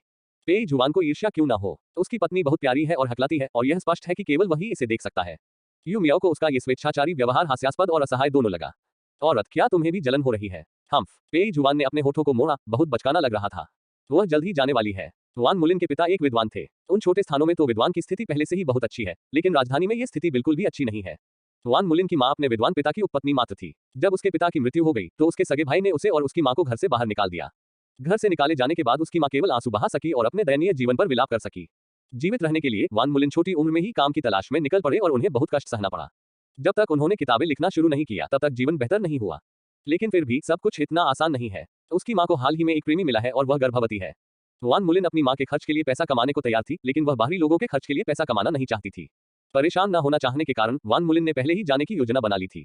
वह अपनी मां की तरह घर के आंगन में कैद नहीं रहना चाहती थी। वह बाहर जाकर दुनिया देखना चाहती थी। दरअसल वान मुलिन को लगा कि जो आदमी उसकी मां के पास आया था वह सिर्फ एक गैंगस्टर था। वह मेरी मां के साथ इसलिए घूमता है क्योंकि वह उनकी पैसों की ओर आकर्षित है। लेकिन वान मुलिन को इसकी परवाह नहीं थी। उसकी मां अब बड़ी हो चुकी है और उसे अपने जीवन और अपने निर्णयों के लिए स्वयं जिम्मेदार होना होगा। और वह वान मुलिन भी वह जीवन जीती है जो वह चाहती है। वह हमेशा अपनी मां के लिए मौजूद नहीं रहेगी। वह जा रही है। 54 अध्याय 54 हिंसक युवराज की हकलाती युवराज 10। प्रधानमंत्री आवास में हुई घटना के बाद यू मियाओ स्वाभाविक रूप से अपनी श्रद्धांजलि अर्पित करने गई। जब वह गाड़ी से उतरी तो उसने यू मियाओ और पेई जुआन को प्रधानमंत्री भवन से बाहर आते देखा। उन दोनों से बिल्कुल भी मिलना नहीं चाहता था, इसलिए यू मियाओ जल्दी से गाड़ी के पीछे छिप गया। पेई जुआन को देखकर, जो यू मियाओ के प्रति अत्यंत विचारशील थी और खुद के बारे में सोचकर जो अकेले वापस आई थी, यू मियाओ उदास महसूस करने लगी। उसने यह उम्मीद नहीं की थी कि उसकी बहन में ऐसी क्षमता है कि वह एक पागल कुत्ते को प्रशिक्षित कर उसे एक वफादार कुत्ता बना सकती है। अब से नायिका को अलग से बोलने की जरूरत नहीं है, सबको बस इतना पता है कि वह हकलाती है। गाड़ी में यू मियाओ पेई जुआन की बाहों में झुकी हुई थी, उसका स्वर शांत था। वास्तव में जब मेरे पिता की मृत्यु हुई तो मुझे बिल्कुल भी डैख नहीं हुआ। मैं एक आंसू भी नहीं बहा सका। क्या आपको लगता है कि मैं ठंडा हूँ? पेई जुआन ने अपनी भौहें उठाई और मुस्कुराया, बिल्कुल नहीं। मेरे मन में अपने पिता के लिए भी कोई भावना नहीं है। जब उनकी मृत्यु हुई तो मैं निश्चित रूप से एक आंसू भी नहीं बहा सका। कौन जाने, हो सकता है वह जोर से हंस भी दे। उसे मुस्कुराते हुए देखकर यू मियाओ सीधी खड़ी हुई और उसे देखने लगी। उसे थोड़ा गुस्सा आया। मैं सच कह रहा हूँ, मैं ठंडा और हृदयहीन हूँ। यह एक संयोग है। मैं भी बहुत ठंडा और निर्दयी हूँ। हम बिल्कुल सही हैं। हम एकदम सही जोड़ी हैं। जब पेई जुआन ने उसकी नाक दबाई तो यू मियाओ कुछ बार कराह उठी और गुस्से में उसका हाथ खींच लिया। पेई जुआन की बाहों में फिर से खींचे जाने पर यू मियाओ ने अपने होठों को कसकर बंद कर लिया और काफी देर बाद बोली, दरअसल मेरा एक जैविक भाई भी था, लेकिन वह जन्म से पहले ही मर गया। चूंकि मैडम वांग कानूनी पत्नी है, मेरी मां सिर्फ एक उपपत्नी है। वह मैडम वांग से पहले बेटे को कैसे जन्म दे सकती है? ये कहते हुए यू मियाओ ने अपने होंठ मोड़ लिए। उसकी मुस्कान थोड़ी व्यंग्यात्मक थी। अगर मैं भी लड़का होती तो शायद मुझे इसे जन्म देने का मौका नहीं मिलता। हरम में जीवित रहना उतना ही कठिन है जितना शाही हरम में। पेई जुआन ने बहुत पहले ही एक लोहे की दीवार बना ली थी, लेकिन वह यू मियाओ को थोड़ा भी कष्ट सहते हुए नहीं देख सकता था। मियाओ मियाओ, अब से मैं यही रहूंगा। मैं हमेशा तुम्हारी रक्षा करूंगा और किसी को भी तुम्हें फिर कभी नुकसान नहीं पहुंचाने दूंगा। तारांकन। उनकी गाड़ी के चले जाने के बाद ही यू मियाओ मुड़े और प्रधानमंत्री भवन में चले गए। लेकिन यू मियाओ ने कभी नहीं सोचा था कि घर लौटते ही श्रीमती वांग उसे थप्पड़ मारेगी। ये पहली बार था जब श्रीमती वांग ने उसे मारा था और यू मियाओ को इस बात पर विश्वास करना मुश्किल हो रहा था। माँ, आप मुझे कैसे मार सकती हैं? हालांकि श्रीमती वांग अब लगभग पागल हो रही है। न केवल उनके पति की मृत्यु हो गई, बल्कि उनके 2 बेटों को भी कष्ट सहना पड़ा और उन्हें पदावनत कर दिया गया। कोई भी देख सकता था कि उनका परिवार खत्म हो गया है। और ये सब यू मियाओ की वजह से था। ये सब उसी की वजह से हुआ था। तुम अपने पिता और भाइयों के लिए अभिशाप हो। तुम्हें इस घर में दोबारा प्रवेश करने की अनुमति नहीं है। यू मियाओ पहले से ही तीसरे राजकुमार की पत्नी है। अगर यू चांग का अंतिम संस्कार न होता तो वह वापस नहीं आती। लेकिन क्या उसकी माँ वास्तव में उसे भगाना चाहती थी? वे ये भी कहते हैं कि वह अपने पिता और भाई के लिए बदकिस्मत है। क्या ये बकवास नहीं है? पिछले जन्म में उसके सभी भाई अच्छे से रह रहे थे। माँ, पिताजी के साथ जो हुआ वही दुर्घटना थी। आप इसका दोष मुझ पर कैसे डाल सकती हैं? यू मियाओ को हाल ही में लगा कि सब कुछ गलत हो रहा है। वह पहले से ही बहुत परेशान थी और उसकी मां ने वास्तव में उसके साथ ऐसा अन्याय किया था। यू मियाओ ने शिकायत के आंसू बहाए। भाई यू ने रोती हुई मैडम वांग को गले लगाया और आह भरी, क्योंकि उन्हें सांत्वना देने का समय नहीं था। बहन, आपको पहले जाना चाहिए। तीसरे राजकुमार के भवन में वापस लौटते हुए यू मियाओ को समझ नहीं आया कि सब कुछ इस तरह क्यों हो गया। ये स्पष्ट था कि उसके पिछले जन्म में उसके परिवार के सभी सदस्य अच्छे से रह रहे थे। मेरे पिता के पास बहुत शक्ति है और मेरे सभी भाई बहुत सफल हैं। उसे छोड़कर जो कठिन समय से गुजर रही थी, हर कोई अच्छा समय बिता रहा था। क्या यह उसके पुनर्जन्म के कारण हो सकता है? उसके निर्णय के कारण सब कुछ बदल गया। उसके माता पिता और भाई सभी को उसके कारण कष्ट सहना पड़ा। यू मियाओ इस पर विश्वास नहीं करना चाहती थी, लेकिन वह स्पष्ट रूप से जानती थी कि सब कुछ वैसा ही हो सकता है जैसा उसने अनुमान लगाया था। यू मियाओ बिस्तर पर गिर पड़ी और बहुत देर तक रोती रही। अंततः थोड़ा शांत हुई। नहीं, वह तीसरे राजकुमार से अपने परिवार की मदद की भीख मांगने जा रही थी। इस समय तीसरा राजकुमार भी यू मियाओ के बारे में सोच रहा था। हालांकि वह अपने पिता को नापसंद था और उसे बहुत नुकसान उठाना पड़ा, लेकिन वह अभी भी तीसरा राजकुमार है। जब तक उसकी पहचान बनी रहेगी तब तक उसके पास मौका रहेगा। चीजें इस बिंदु तक विकसित हो गई हैं और ऐसा कुछ भी नहीं है जो वह नहीं समझता हो। उसके विरुद्ध षड्यंत्र रचा जा रहा था। दूसरा पक्ष तो इसमें माहिर है, यहाँ तक कि मेरे पिता के विश्वास पात्रों को भी उसने रिश्वत दी है। वे इतने दुस्साहसी हैं कि उन्हें झूठी जानकारी दे सकते हैं। पूरी रात अपने कर्मचारियों के साथ विचार विमर्श करने के बाद भी तीसरा राजकुमार यह पता नहीं लगा सका कि उसे किसने नुकसान पहुंचाया था। वैसे भी उसका हर भाई बेचैन है और उसे नुकसान पहुंचाने की क्षमता रखता है। मूलतः वे युवराज पद के लिए लोकप्रिय उम्मीदवार थे, लेकिन अब क्या स्थिति है? ये देखकर कि सम्राट ने हाल ही में अपने कई भाइयों को पदोन्नत किया था जिन्हें वह पहले नीची दृष्टि से देखता था, तीसरा राजकुमार अंततः चिंतित हो गया। लेकिन उन्होंने बहुत सारी जनशक्ति खो दी और यदि वे परेशानी पैदा करना भी चाहते तो उन्हें कोई मदद नहीं मिलती थी। महाराज, आप तीसरे राजकुमार की पत्नी से मदद क्यों नहीं मांगते? लगता है कि उसका क्यू बाई से कुछ संबंध है। अपने कर्मचारियों द्वारा याद दिलाए जाने पर तीसरे राजकुमार को अंततः अपनी बेकार पत्नी की याद आ गई। अब तीसरा राजकुमार जब भी यू मियाओइन के बारे में सोचता है तो परेशान हो जाता है। यदि उसने गलती से इस स्त्री से विवाह न किया होता तो अपने पिता के संदेह के कारण उसकी ये दशा कैसे होती? लेकिन अब जब बात यहाँ तक पहुंच गई है तो इन मामलों पर विचार करने का कोई मतलब नहीं है। जब तीसरे राजकुमार ने यू मियाओइन के बारे में सोचा तो उसका दिल तिरस्कार से भर गया। यू मियाओइन जैसी एक भ्रष्ट महिला शादी से पहले हर जगह पुरुषों के साथ संबंध बना रही है, ये चरित्र का विचार है, लेखक का नहीं। यदि वह आगे बढ़ने के लिए यू चांग का उपयोग नहीं करना चाहता था तो वह कभी भी ऐसी अभद्र महिला के साथ शामिल नहीं होता। तीसरा राजकुमार उससे बहुत नफरत करता था, लेकिन उसने कभी यह उम्मीद नहीं की थी कि इस समय उसे गतिरोध तोड़ने के लिए उस पर निर्भर रहना पड़ेगा। क्योंकि यू मियाओइन जिन लोगों के साथ संबंध बना रहा था उनमें से एक जनरल वेयुवान का बेटा क्यू बाई था। उसे यू मियाओइन को मनाना पड़ा और उससे क्यू परिवार को मनाने में मदद करने और सम्राट को पद छोड़ने के लिए मजबूर करने में मदद करने के लिए कहा। जैसे ही मैं यू मियाओइन के बारे में सोच रहा था, यू मियाओइन ने दरवाजा खोला और बिना किसी शिष्टाचार के अंदर घुस गया। तीसरा राजकुमार मन ही मन दुखी था, लेकिन उसके चेहरे पर मुस्कान और भी कोमल हो गई। उन्होंने यू मियाओइन को सहारा दिया, जो दौड़कर लगभग गिर गया था, और धीरे से कहा, मियाओइन, धीरे चलो, सावधान रहो कि गिर न जाओ। दोनों लोगों को एक दूसरे को गले लगाते देख कमरे में मौजूद बाकी लोग जल्दी से बाहर चले गए। अपने परिवार द्वारा नजरअंदाज किए जाने और अब तीसरे राजकुमार द्वारा सांत्वना दिए जाने के बाद यू मियाओइन को गले में एक गांठ महसूस हुई और उसने खुद को तीसरे राजकुमार की बाहों में फेंक दिया और रोने लगी। वह तीसरे राजकुमार की बाहों में बैठी थी और स्वाभाविक रूप से उसने उसके चेहरे पर विकृत भाव नहीं देखा। तीसरे राजकुमार को मायोसोफोबिया है। जब भी वह यू मियाओइन के आंसुओं या उसके कपड़ों पर लगे बलगम के बारे में सोचता तो उसकी सांसें तेज हो जाती। लेकिन अपने स्वार्थ के लिए उसने शांत होने की कोशिश की और अपनी पुरुष सुंदरता को बेचना शुरू कर दिया। काफी देर तक बात करने के बाद उसने अंततः यू मियाओइन को सब कुछ समझा दिया। अंत में तीसरे राजकुमार ने यू मियाओइन के लिए एक गुलाबी तस्वीर बनाना नहीं भूला। मियाओइन, जब तक मैं सम्राट बनूंगा तुम मेरी रानी रहोगी। 55 अध्याय 55 हिंसक युवराज की हकलाती युवराज 11। तीसरा राजकुमार सर्वोच्च सिंहासन पर आसीन होने के विचार से उत्साहित हो गया। उसने शुरू में सोचा था कि यू मियाओइन की दूरदर्शिता कम है और वह भी उसकी तरह उत्साहित होगा, लेकिन यू मियाओइन उदासीन था। वह पहले भी एक बार रानी रह चुकी थी और बहुत थक चुकी थी, लेकिन अब वह परिवार की मदद करना चाहती है। जब तक आप मेरे भाइयों को उनकी नौकरी वापस दिलाने में मदद कर सकते हैं, मैं आपकी मदद करने को तैयार हूँ। हालांकि तीसरे राजकुमार ने यह नहीं सोचा होगा कि यू मियाओइन का क्यू बाई को मनाने का तरीका उसके साथ सोना था। तीसरा राजकुमार गंभीर रूप से स्त्री द्वेष से ग्रस्त था और जब उसने ये समाचार सुना तो वह लगभग बेहोश हो गया। लेकिन इतने सारे स्टाफ सदस्यों के सामने वह अपनी बात पर अड़े रहे। इस समय वह केवल यही सोच रहा था कि क्या यू मियाओइन के साथ उससे पहले भी कोई अन्य पुरुष थे। रंडी, कैसी रंडी? ये किरदार की राय है, लेखक की नहीं। लेखक कहना चाहता है, शाबाश। तीसरा राजकुमार अब यू मियाओइन को रखने का इरादा नहीं रखता है और वह क्यू परिवार को भी जाने नहीं देना चाहता है जब तक वह सम्राट को पद त्यागने के लिए मजबूर करने में सफल हो जाता है। फिर वह असफल हो गया। यह असल में पेशवान का बिछाया हुआ जाल था, बस उसके फंसने का इंतजार कर रहा था। वह तीसरे राजकुमार को कामयाब कैसे होने दे सकता था? अब विद्रोही तीसरे राजकुमार को गिरफ्तार कर लिया गया है और अराजकता के दौरान पेशवान द्वारा शापित बूढ़े सम्राट की हत्या कर दी गई और स्वाभाविक रूप से तीसरे राजकुमार पर पितृहत्या और राजहत्या का लेबल लग गया। तीसरे राजकुमार से उसकी उपाधि छीन ली गई और उसे हमेशा के लिए शाही मकबरे की रखवाली के लिए तैनात कर दिया गया। हालांकि तीसरे राजकुमार की पत्नी यू मियाओइन उनके साथ जाने को तैयार नहीं थी और उसने तलाक की इच्छा व्यक्त की। विभिन्न कारणों से तीसरा राजकुमार काफी समय से उसे नापसंद करता था, लेकिन वह उस महिला को छोड़ने के लिए और भी अधिक अनिच्छुक था जिसने उसे इस हद तक चोट पहुंचाई थी। तुम वेश्या हो। क्या तुम्हें लगता है कि मेरे साथ सोने के बाद भी तुम शादी कर सकती हो? क्या तुम्हें लगता है कि तुम्हारे आसपास के सभी पुरुष तुम्हें पसंद करते हैं? गलत। उन्हें सिर्फ तुम्हारा शरीर पसंद है जिसे कोई भी चोट सकता है। यू मियाओइन लगभग पागल हो गया था। तुम्हें मुझे फूहड़ कहने का क्या हक है? अगर मैं फूहड़ हूं तो तुम भी फूहड़ हो। हम दोनों बराबरी पर हैं। ऐसा मत सोचो कि तुम इतनी साफ हो। तुम इतने लोगों के साथ सो चुकी हो, तुम्हारा एक्स जरूर गंदा होगा। मैं तो तुम्हें नापसंद भी नहीं करता, फिर तुम्हारी हिम्मत कैसे हुई मुझे नापसंद करने की? यू मियाओइन का व्यवहार इस युग की अन्य महिलाओं से अलग था और तीसरा राजकुमार लंबे समय से उससे असंतुष्ट था। अब जब उसने देखा कि उसने वे हास्यास्पद काम किए हैं और उससे बात करने का साहस भी किया है तो वह और भी अधिक क्रोधित हो गया। तुम कोई वेश्या नहीं हो, तुम बिना किसी मैचमेकर के सेक्स जैसा काम कैसे कर सकती हो? यू मियाओइन अवाक रह गई। क्या ये सिर्फ मेरी जिम्मेदारी है? क्या तुम अंदर नहीं हो? तुम तो बहुत उत्तेजित लग रही हो। तुम में और गर्मी में आए एक नर कुत्ते में क्या फर्क है? यू मियाओइन इस युग की महिला नहीं थी और उसे कभी अनुशासित नहीं किया गया था। यद्यपि जब वह समय यात्रा कर रही थी तब वह अभी वयस्क हुई ही थी। उसने अपने पिछले जीवन में सभी प्रकार की कहानियों की पुस्तकें पढ़ी थी। वह मूर्ख तीसरे राजकुमार से भी अधिक शब्दावली जानती है और उसे जरा भी शर्म नहीं आती। हाँ, क्या कहानी वाली किताब डोंगों की कॉर्पोरेट संस्कृति का हिस्सा है। वान मुलिन की पदोन्नति, ईस्टर्न पैलेस। यू मियाओइन ने तीसरे राजकुमार को इतनी कठोरता से डांटा कि वह इतना क्रोधित हो गया कि वह उसे मारना चाहता था। तभी यू मियाओइन ने उसके महत्वपूर्ण हिस्से पर लात मारी। तुम सड़े खीरे, तुमने मुझे मारने की हिम्मत कैसे की? आखिरकार यू मियाओ ने विलासिता का जीवन जिया था, इसलिए उसका स्वभाव बहुत खराब था। अपने 2 जीवन कालों में वह उस पागल पेई जुआन के अलावा किसी से कभी नहीं डरी थी। इस समय वह तीसरे राजकुमार पर सवार होकर उसे दाएं-बाएं थप्पड़ मार रहा था। तीसरे राजकुमार पर अभी-अभी शरीर के सबसे नाजुक हिस्से पर हमला हुआ था। वह दर्द से कराह रहा था और उसके पास यू मियाओ को अपने ऊपर से हटाने का कोई रास्ता नहीं था। वह बस जमीन पर लेटकर उसे पीटने और डांटने दे सकता था।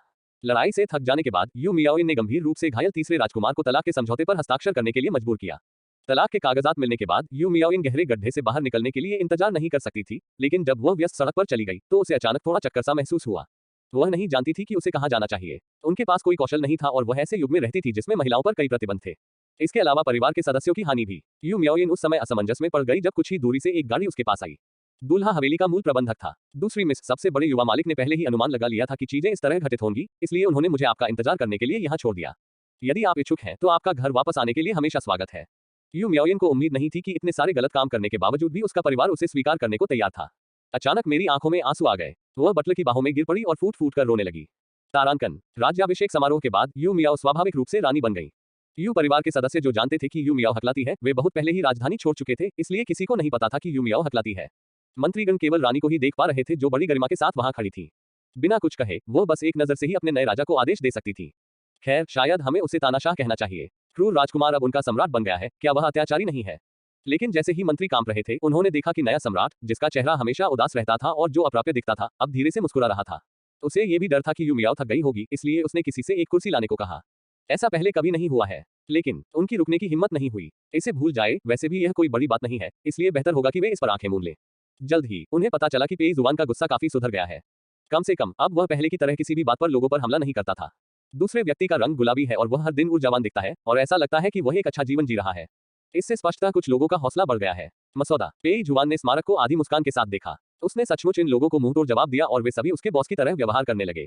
यदि वह अपना हरम भरना चाहता है तो क्या उसे पूछने की जरूरत है? महाराज, शाही उत्तराधिकारी सबसे महत्वपूर्ण है। युवराज के कार्यकाल को मिलाकर सम्राट की शादी को लगभग 1 साल हो गया है, लेकिन रानी का पेट अभी भी बिल्कुल नहीं हिल रहा है। उनके मन में और कोई विचार कैसे नहीं आ सकता? इससे पहले पेई जुबान की प्रतिष्ठा अत्याचारी के रूप में थी और वे अपनी बेटी का विवाह उसके परिवार में करने और उन्हें कष्ट सहने देने के लिए तैयार नहीं थे। लेकिन अब स्थिति अलग है। रानी को देखकर ही आप बता सकते हैं कि पेई जुबान उसके साथ अच्छा व्यवहार कर रही है।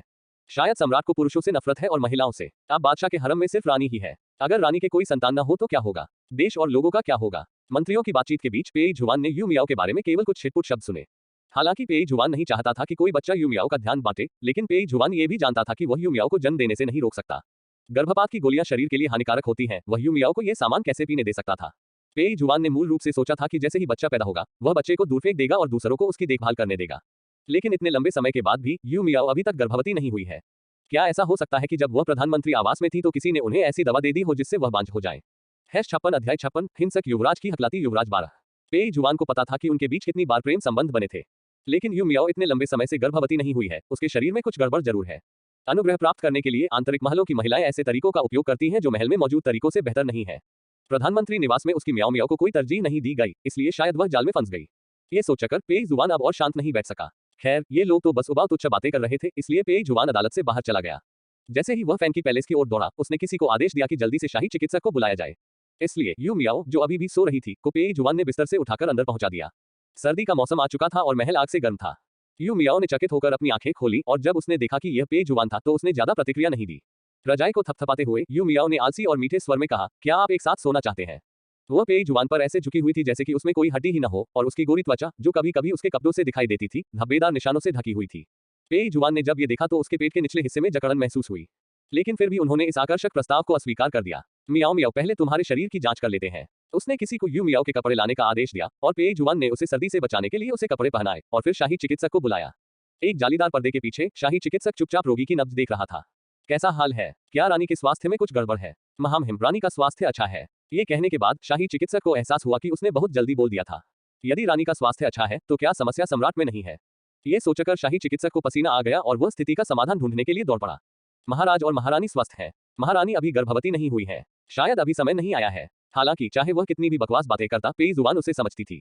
लेकिन वह बिल्कुल भी नाराज नहीं था। पेई जुबान शुरू से ही बच्चे नहीं चाहता था। उसे तो ये भी डर था कि कहीं यू मियाओ को कुछ हो न जाए, इसलिए वह उसके लिए बच्चा पैदा कर रही थी। इस हरम में कई महिलाएं हैं जो प्रसव के कारण अपनी जान गंवा चुकी हैं। वह नहीं चाहता था कि उसका मियाओ मियाओ ऐसा बन जाए। अब यह महज संयोग था कि उसके शरीर में कुछ गड़बड़ थी। यू मियाओ, जो पेई जुआन की बाहों में लिपटी हुई थी, अंततः समझ गई कि क्या हो रहा था और वह खुद को थोड़ा असहाय महसूस करने से नहीं रोक सकी। उसका शरीर किसी सामान्य व्यक्ति जैसा नहीं है, इसलिए उसके लिए गर्भवती होना आसान नहीं है। पिछले जन्मों में जब वह पेई जुआन के साथ थी, वह कभी गर्भवती नहीं हुई थी। शाही चिकित्सक के जाने के बाद यू मियाओ ने मुस्कुराते हुए पूछा, क्या आपको बच्चे न होने का दुख है? इसमें डैक की क्या बात है? मैंने उससे कभी कोई उम्मीद नहीं की थी। मियाओ मियाओ, मेरे लिए तुम्हारा साथ होना ही काफी है। यू मियाओ के गोरे गाल को धीरे से चूमते हुए पेई जुआन की भौहें और आंखें पानी की तरह नरम थी। बाहरी लोगों के सामने दिखाई गई क्रूरता का कोई निशान नहीं था। आपका क्या हाल है? क्या आपको इसका डैक है? आपका शरीर स्वस्थ है, इसलिए समस्या मुझ में है। क्या आपको बच्चे न होने का डैक है? या क्या तुम्हें कभी मेरे साथ रहने का पछतावा हुआ है और तुम किसी और की तलाश में निकल पड़े हो?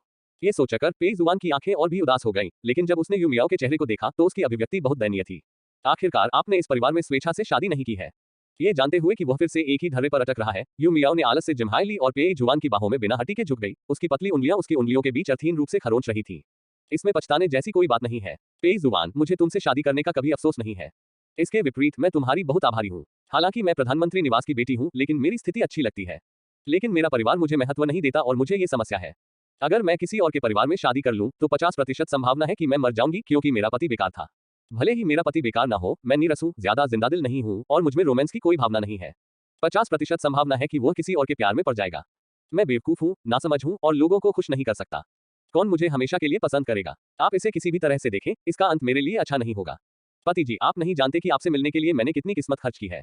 मुझे लगता है कि मैं पिछले 20 वर्षों से इतनी कठिन जिंदगी सिर्फ अच्छी किस्मत पाने और आपसे मिलने के लिए जी रहा हूँ। यू मियाओ की दुखद कल्पना के कारण पेई जुआन का चेहरा काला पड़ गया था और वह चाहता था कि वह उस काल्पनिक प्रतिद्वंद्वी को मार डाले। इस समय यू मियाओ ने उसकी गर्दन को गले लगाया और उत्सुकता और प्रशंसा भरी आंखों से उसे देखा। पेई जुआन ने अपनी छाती को फिर से भरा और गर्म महसूस किया और उसका चेहरा अनियंत्रित रूप से लाल हो गया। तुम तो बस मुझे फुसलाना जानते हो। यद्यपि उसके मुंह के कोने आसमान तक उठने को थे, फिर भी पेई जुआन ने खुद को इसे सहन करने के लिए मजबूर किया। वह यू मियाओ से कुछ और मीठे शब्द सुनना चाहता था। यू मियाओ ने उन्हें निराश नहीं किया। पति, मैं आपको मनाने की कोशिश नहीं कर रही हूँ। मैं स्पष्ट रूप से आपसे प्यार करती हूँ। तुम नहीं जानते कि मैं तुमसे कितना प्यार करता हूँ। जल्दी से इसे छू लो, मुझे तुम्हारा दिल बहुत पसंद है। क्या ये तेजी से धड़क रहा है? पेई जुआन का चेहरा तुरंत लाल हो गया जब उसे अंदर खींचा गया और बिना किसी आवरण के उस स्थान को छुआ गया। अपनी कमर पर सवार व्यक्ति को देखते हुए पेई जुआन ने चुपचाप यू मियाओ के शब्दों को काट दिया। उसका म्याओ मियाओ रोमांटिक कैसे न हो सकता था? वह इतना आकर्षक था। जब भी पेई जुआन को लगता कि यू मियाओ किसी और से शादी कर लेगी और अपनी प्रेम भावनाओं को दूसरों के सामने प्रकट कर देगी, तो वह इतना क्रोधित हो जाता कि लगभग पागल हो जाता। आंदोलन और भी अधिक भयंकर है। वह यू मियाओ को अपने पास से जाने नहीं देगा, न ही वह किसी को उसे अपने से दूर ले जाने देगा। तारांकन, यद्यपि महल के लोग बोलने के मामले में बहुत सख्त थे, फिर भी उन्होंने इस मामले के बारे में किसी को नहीं बताया। लेकिन कुछ वर्षों के बाद जब यू मियाओ अभी भी गर्भवती नहीं हुई, तो मंत्री शांत नहीं बैठ सके और सम्राट से अपने हरम का विस्तार करने के लिए कहने लगे, अपना हरम बढ़ाओ, लेकिन मैं बच्चे पैदा नहीं कर सकती। मंत्री, हालांकि मेरे हरम का विस्तार करना मेरे लिए अच्छी बात हो सकती है। मुझे इन दिनों बुरे सपने आ रहे हैं। जब मैं सपने में बेहोश होती हूँ तो अपनी तलवार से लोगों को काट डालती हूँ। महल की कई नौकरानियां मर चुकी हैं। मानव जीवन की इतनी लापरवाही से उपेक्षा करना ठीक नहीं है। एक प्रतिभा प्रदर्शन हमारी तात्कालिक समस्या का समाधान कर सकता है। मंत्री, क्या आप इसे हल करने के लिए क्या इस्तेमाल करने वाले हैं? मंत्रीगण इसे मजाक समझना चाहते थे, लेकिन जब उन्होंने पेई जुआन द्वारा अतीत में किए गए हास्यास्पद कार्यों के बारे में सोचा तो उन्हें लगा कि यह संभव है। यह असंभव है कि कोई व्यक्ति पहले क्रोधी था और शादी के बाद अचानक विनम्र हो गया, है ना? वे इस पर विश्वास नहीं करते। अब वे सभी मंत्री जो सम्राट के लिए रखैले चुनने और अपनी बेटियों को महल में भेजने के लिए शोर मचा रहे थे, चुप हो गए हैं। बाघ भी अपने बच्चों को नहीं खाएगा। अगर वे दोबारा सीढ़ी चढ़ना भी चाहें तो अपनी बेटी की जान नहीं दे सकते। इस समय सभी ने एक दूसरे को देखा और तुरंत विषय बदल दिया। अगर बच्चे नहीं हैं तो बच्चे नहीं हैं। वैसे भी बाकी राजकुमार तो पेई जुआन द्वारा दबा दिए गए हैं। जब समय आए तो कुल में से किसी एक बच्चे को चुनकर बड़ा कर लो। अल्पविराम। हे बच्चों, कृपया नवीनतम अपडेट के साथ बने रहें। इसे ज्यादा मत करो। डेटा वास्तव में महत्वपूर्ण है। QAQ कृपया अपडेट के लिए आग्रह करें। कृपया मुझे एक पुस्तक समीक्षा दें। आइए कुछ पुरस्कार प्रणाली अपनाएं। जब समीक्षाओं की संख्या 500 तक पहुंच जाए तो एक अपडेट जोड़ें। उसके बाद प्रत्येक 200 समीक्षाओं के लिए एक अपडेट जोड़ें। जब समीक्षाओं की संख्या 50 तक पहुंच जाए तो एक अपडेट जोड़ें। जब संख्या 100 तक पहुंच जाए तो एक और अपडेट जोड़ें, इत्यादि। मेरे पास कुछ सहेजे हुए ड्राफ्ट हैं, जल्दी करो और मुझे बाहर निकालो। बहुत बढ़िया। #57 अध्याय 57 हिंसक युवराज और हकलाने वाली युवराज। अपने बुरे स्वभाव और बच्चे पैदा करने की अनिच्छा के अलावा पेई जुआन को एक बुद्धिमान शासक माना जा सकता है। उनके शासन में देश समृद्ध हुआ और देश शांतिपूर्ण और समृद्ध था। समय के साथ मंत्री भी बहुत बन गए। यह आश्चर्य की बात नहीं है कि पेई जुआन केवल रानी का पक्ष लेती है। 10 साल से ज्यादा समय बीत चुका है और सम्राट और महारानी अब तक साथ हैं और उनके पास सिर्फ एक दूसरे हैं। पता नहीं कितने लोग उनसे ईर्ष्या करते हैं। इससे अनेक प्रशंसक कथाएं भी जन्म ले चुकी हैं। बेशक ईर्ष्यालु पेई किसी को भी अपनी पत्नी के बारे में कुछ भी लिखने की अनुमति नहीं देगा, इसलिए उनके बारे में सभी प्रशंसक कल्पनाएं शुद्ध हैं। एकमात्र व्यक्ति जो एक शानदार नाटक लिख सकता है वह वास्तविक व्यक्ति यू मियाओ है। कभी कभी पेई जुआन उसके साथ मिलकर खेल और विभिन्न मुद्राओं पर चर्चा करती थी। भले ही सब कुछ बिस्तर पर ही समाप्त हो जाता है, लेकिन मंजिल हमेशा बिस्तर ही होती है। इन फैन फिक्शन पुस्तकों में सबसे अधिक बिकने वाली पुस्तक निस्संदेह वान मुलिन की है। एक लड़की जिसने कई अलग अलग प्रकार के दृश्य देखे हैं, उसका क्षितिज और दिमाग व्यापक हो गया है और वह जो नोटबुक लिखती है वह और भी अद्भुत हो गई है। यू मियाओ को समय समय पर वान मुलिन के पत्र मिलते रहते थे। पिछले 10 सालों में उसके पास पत्रों के कई बक्से जमा हो गए थे। ये जानते हुए कि यू मियाओ अब गहरे महल में फंस गया है, वान मुलिन ने बाहर की हर चीज के बारे में विस्तार से लिखा और यू मियाओ को अपने सामने आने वाली किसी भी दिलचस्प चीज के बारे में भी बताया। यू मियाओ भी समय समय पर उसे पत्र लिखती थी तथा अपने साथ घटी दिलचस्प बातों और वान मुलिन की मां के बारे में बताती थी। वान मुलिन के चुपचाप चले जाने के बाद वान मुलिन की मां के साथ व्यवहार बहुत खराब हो गया। वो गैंगस्टर तो बस एक बेरोजगार आवारा है। वो रोजाना बस अपने दोस्तों के साथ शराब पीता और जुआ खेलता है, और जब वह नशे में हो जाता है तो लोगों को पीटता है। लेकिन इस दुनिया की अधिकांश महिलाओं की तरह उन्हें बचपन से ही अनुशासित किया जाता है, और उनमें से कई को तो ये भी पता नहीं होता कि वे वास्तव में इसका विरोध कर सकती हैं। वे उत्पीड़ित थे और उन्हें कोई फर्क महसूस नहीं हुआ। यही बात वान मुलिन की मां के बारे में भी सच है। हर किसी को पीटा जाता है तो उसकी पिटाई होना सामान्य बात है ना? यहाँ तक कि वान मुलिन की मां भी गैंगस्टर को अपनी मेहनत की कमाई से शराब पिलाती थी। वान मुलिन को इस बात से निराशा और असहायता महसूस हुई, लेकिन ये तो उसकी मां का अपना निर्णय था, है ना?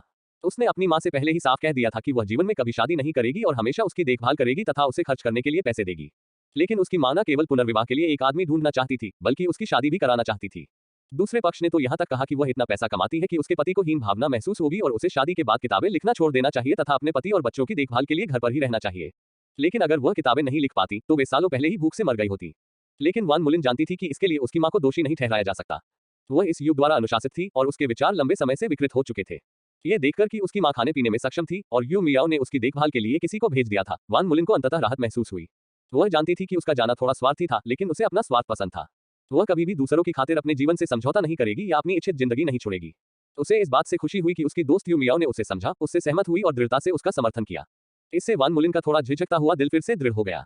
परिणामस्वरूप उसे संयोग से मिली यह मित्र अधिकाधिक पसंद आने लगी तथा उसे पत्र लिखना भी अधिकाधिक पसंद आने लगा। जब पेई जुआन ने यू मियाओ के हाथ में पत्र देखा तो वह बिना देखे ही जान गया कि यह किसका पत्र है। वह झुका, अपनी थोड़ी यू मियाओ के कंधे पर टिका दी और स्वाभाविक रूप से देखने लगा। यू मियाओ ने कभी भी उसके खिलाफ कोई बचाव नहीं किया और न ही उससे कभी कुछ छिपाया। इससे पेई जुआन को अधिक सहजता महसूस हुई, लेकिन जब उसने अपने मन में वर्णित विशाल पर्वतों और नदियों को देखा तो उसे फिर से बेचैनी महसूस होने लगी।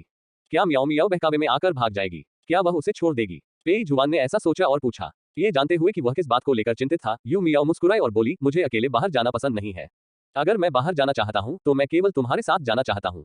पेई जुआन अतिवादी, चिड़चिड़ा और शंकालु है, लेकिन उसे मनाना भी बहुत आसान है। अब यू मियाओ की बाहों में लेटे हुए, बाहरी दुनिया के बारे में उसकी बातें सुनते हुए मैं भी अचानक इसके लिए उत्सुक होने लगी। वह अब सम्राट नहीं बनना चाहता, वह बाहर जाकर मियाओ मियाओ के साथ खेलना चाहता है। पेई जुआन एक निर्णायक व्यक्ति था। जैसे ही कोई विचार उसके दिमाग में आता, वह तुरंत उसकी योजना बनाना शुरू कर देता। सबसे पहले उन्होंने कबीले से कुछ बुद्धिमान और चतुर बच्चों को ढूंढा और उन्हें अपने साथ पाला, उन्हें ज्ञान दिया और उन्हें मार्शल आर्ट सिखाया।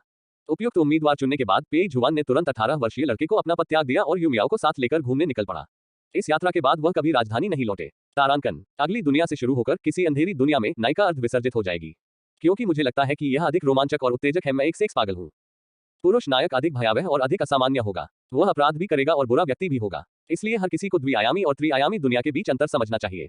लेकिन वह नायिका को कभी चोट नहीं पहुंचाएगा। उसके लिए उसका प्यार उसकी रगों में बसा है। चाहे वह उसे पीछे से देखे या उसका चेहरा बिगड़ा हुआ हो, फिर भी वह पहली नजर में ही उससे प्यार कर बैठेगा।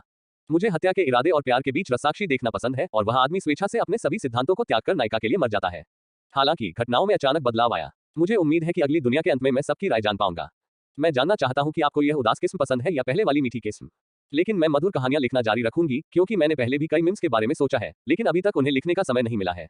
फिर जैसे जैसे मैं आगे लिखता गया, मैं उस नम पुरुष भूत के बारे में और भी अधिक लिखना चाहता था, क्योंकि यह एक बहुत ही मजेदार खेल लगता है। माफ करना, मैं एक सेक्स पागल हूँ।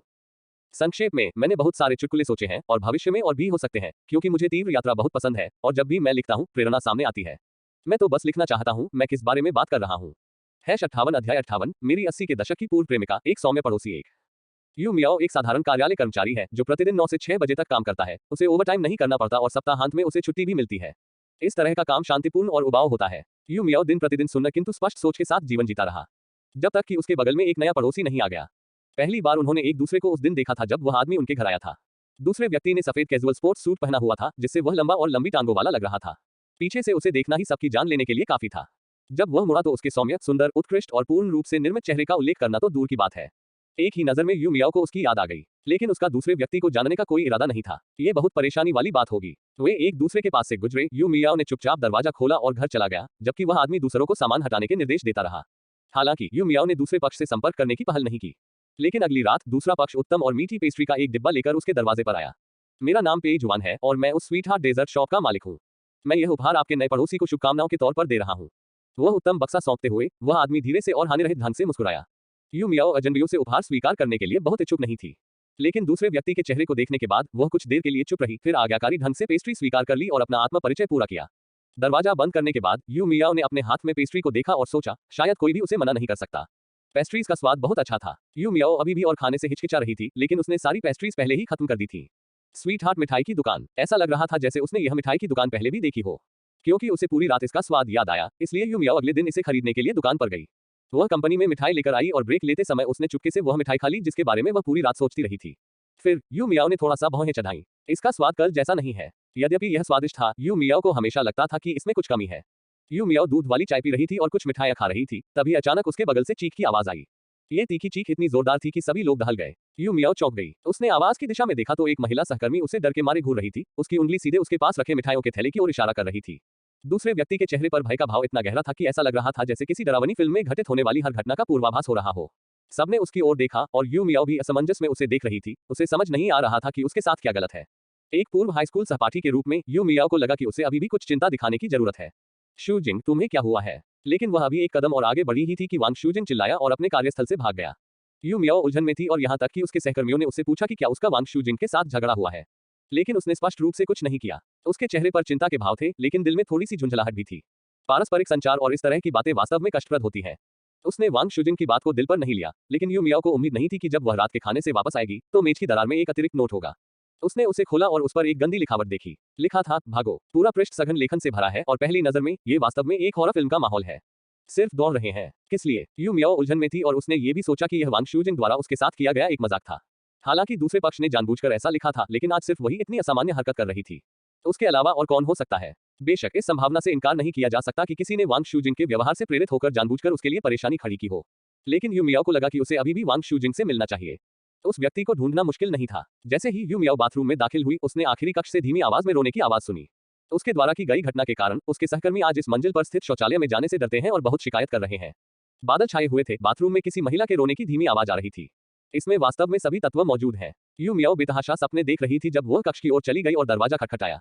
शूजिंग, क्या तुम ठीक हो? दरवाजे के अंदर अचानक रोना बंद हो गया। शूजिंग, तुमने मुझे जो नोट दिया था उसका क्या मतलब था? यू मियाओ ने सोचा कि वह बस एक बहुत ही सामान्य सवाल पूछ रही है, लेकिन बाथरूम का दरवाजा अचानक अंदर से खुल गया। यदि यू मियाओ ने समय पर प्रतिक्रिया नहीं की होती तो वह दरवाजे से टकरा जाती।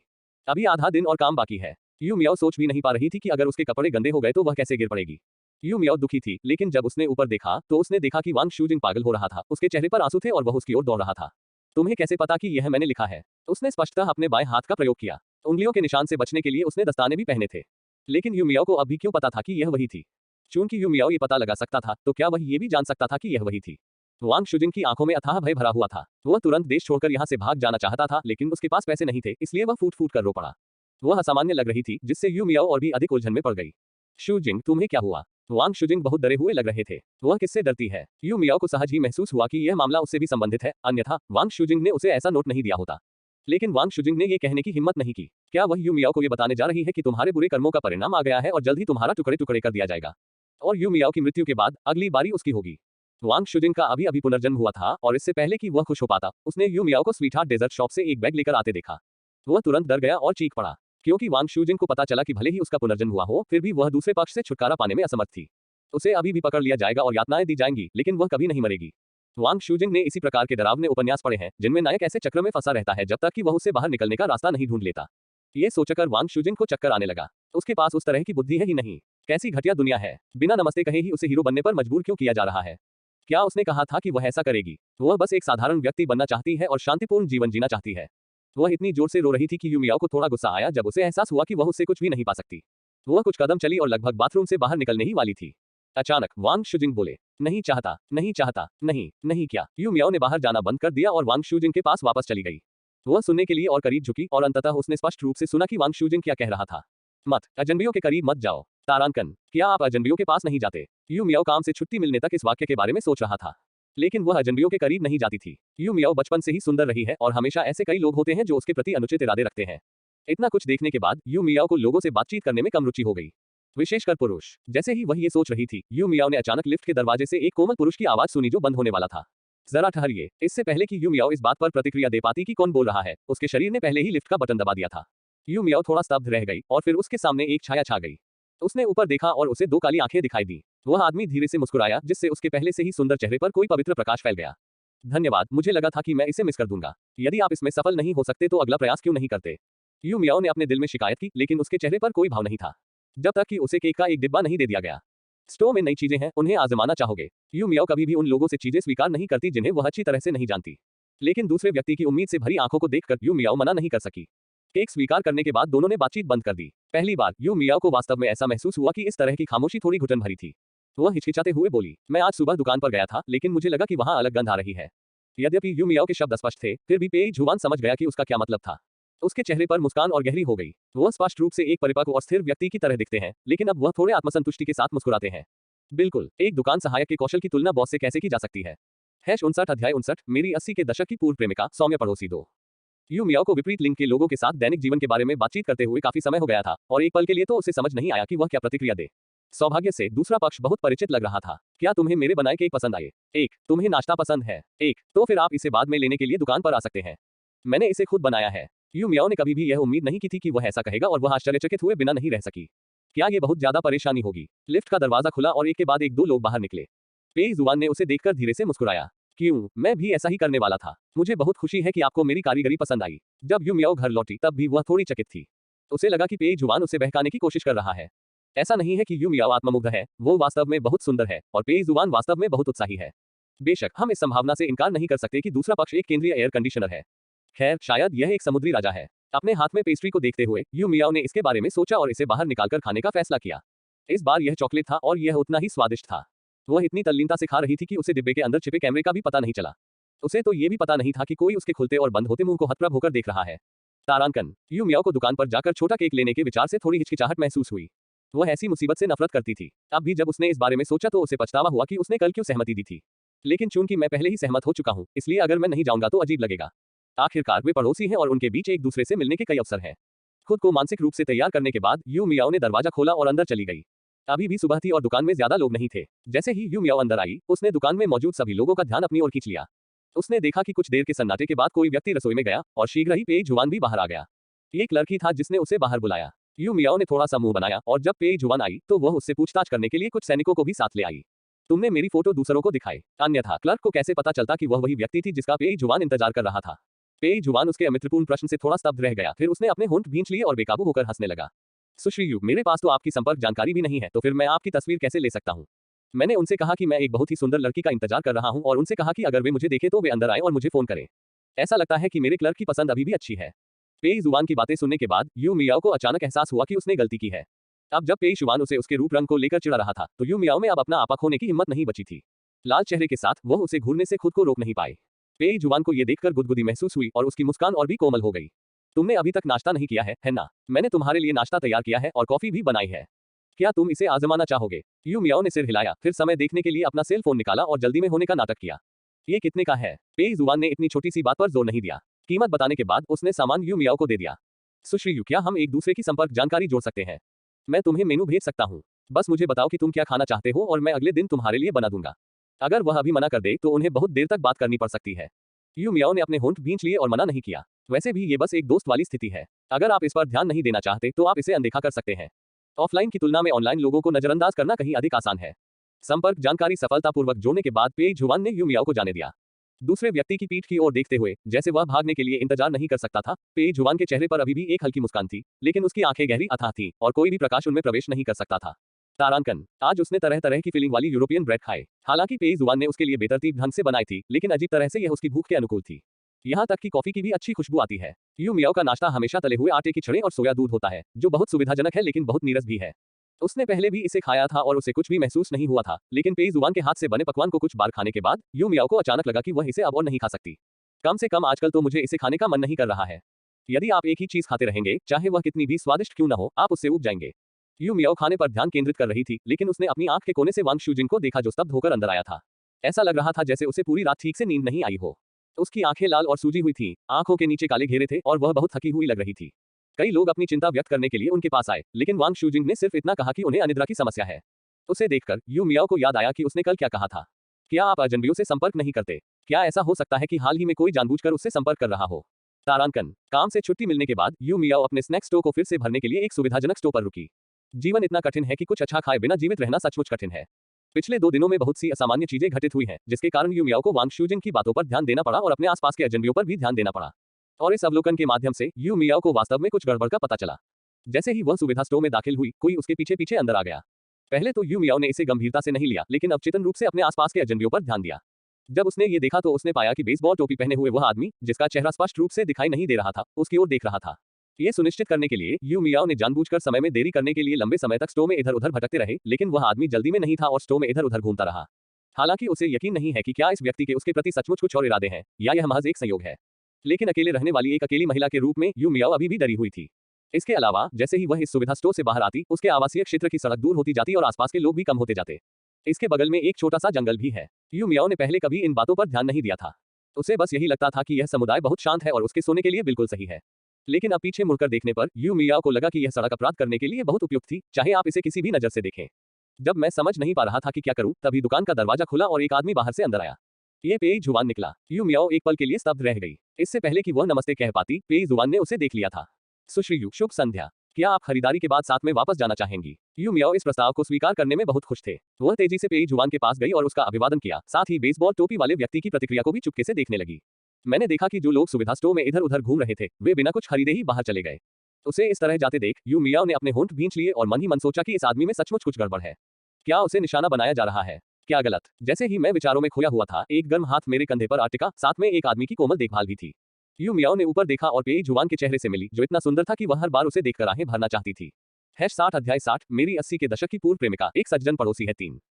2 कदम पीछे हटे हुए यू मियाओ ने स्पष्ट रूप से खुद को उससे दूर कर लिया और अपने कंधे पर रखे हाथ को झटक दिया। यू मियाओ कहना चाहती थी कि यह ठीक है, आखिरकार वह कभी भी दूसरों को परेशान करना पसंद नहीं करती। लेकिन वास्तव में उसके पास उन अपराधियों से खुद को बचाने की कोई क्षमता नहीं थी। क्या उसे कुछ बाहरी मदद लेनी चाहिए? अपने सामने खड़े उस आदमी को देखकर, जिसने साधारण कपड़े पहने थे लेकिन जिसकी मांसपेशियां स्पष्ट रूप से दिखाई दे रही थी, यू मियाओ को अचानक थोड़ी परेशानी महसूस हुई। उसे अभी दूसरे व्यक्ति का हाथ नहीं झटकना चाहिए था। चूंकि आप अनुरोध करना चाहते हैं, इसलिए आपको पहले दूरी थोड़ी कम कर लेनी चाहिए। सौभाग्य से पेई जुवान ने उसके अलगाव को दिल पर नहीं लिया और हमेशा की तरह उससे बातचीत जारी रखी। चेक आउट कर रहे सज्जन व्यक्ति को देखकर यू मियाओ को लगा कि वह वास्तव में एक अच्छे स्वभाव वाला अच्छा आदमी था। इस स्थिति में क्या वह उससे कुछ अत्यधिक मांगे कर सकती है? उसे गुस्सा नहीं होना चाहिए, है ना? वे दोनों एक के बाद एक सुविधाजनक स्टोर से बाहर आए और मंद रोशनी वाली सड़क पर चलने लगे। इससे पहले कि यू मियाओ उसे मनाने के लिए कुछ सोच पाती, पेई जुवान बोल चुका था। आप मुझे देख रहे हैं, क्या मैं आपकी कुछ मदद कर सकता हूँ?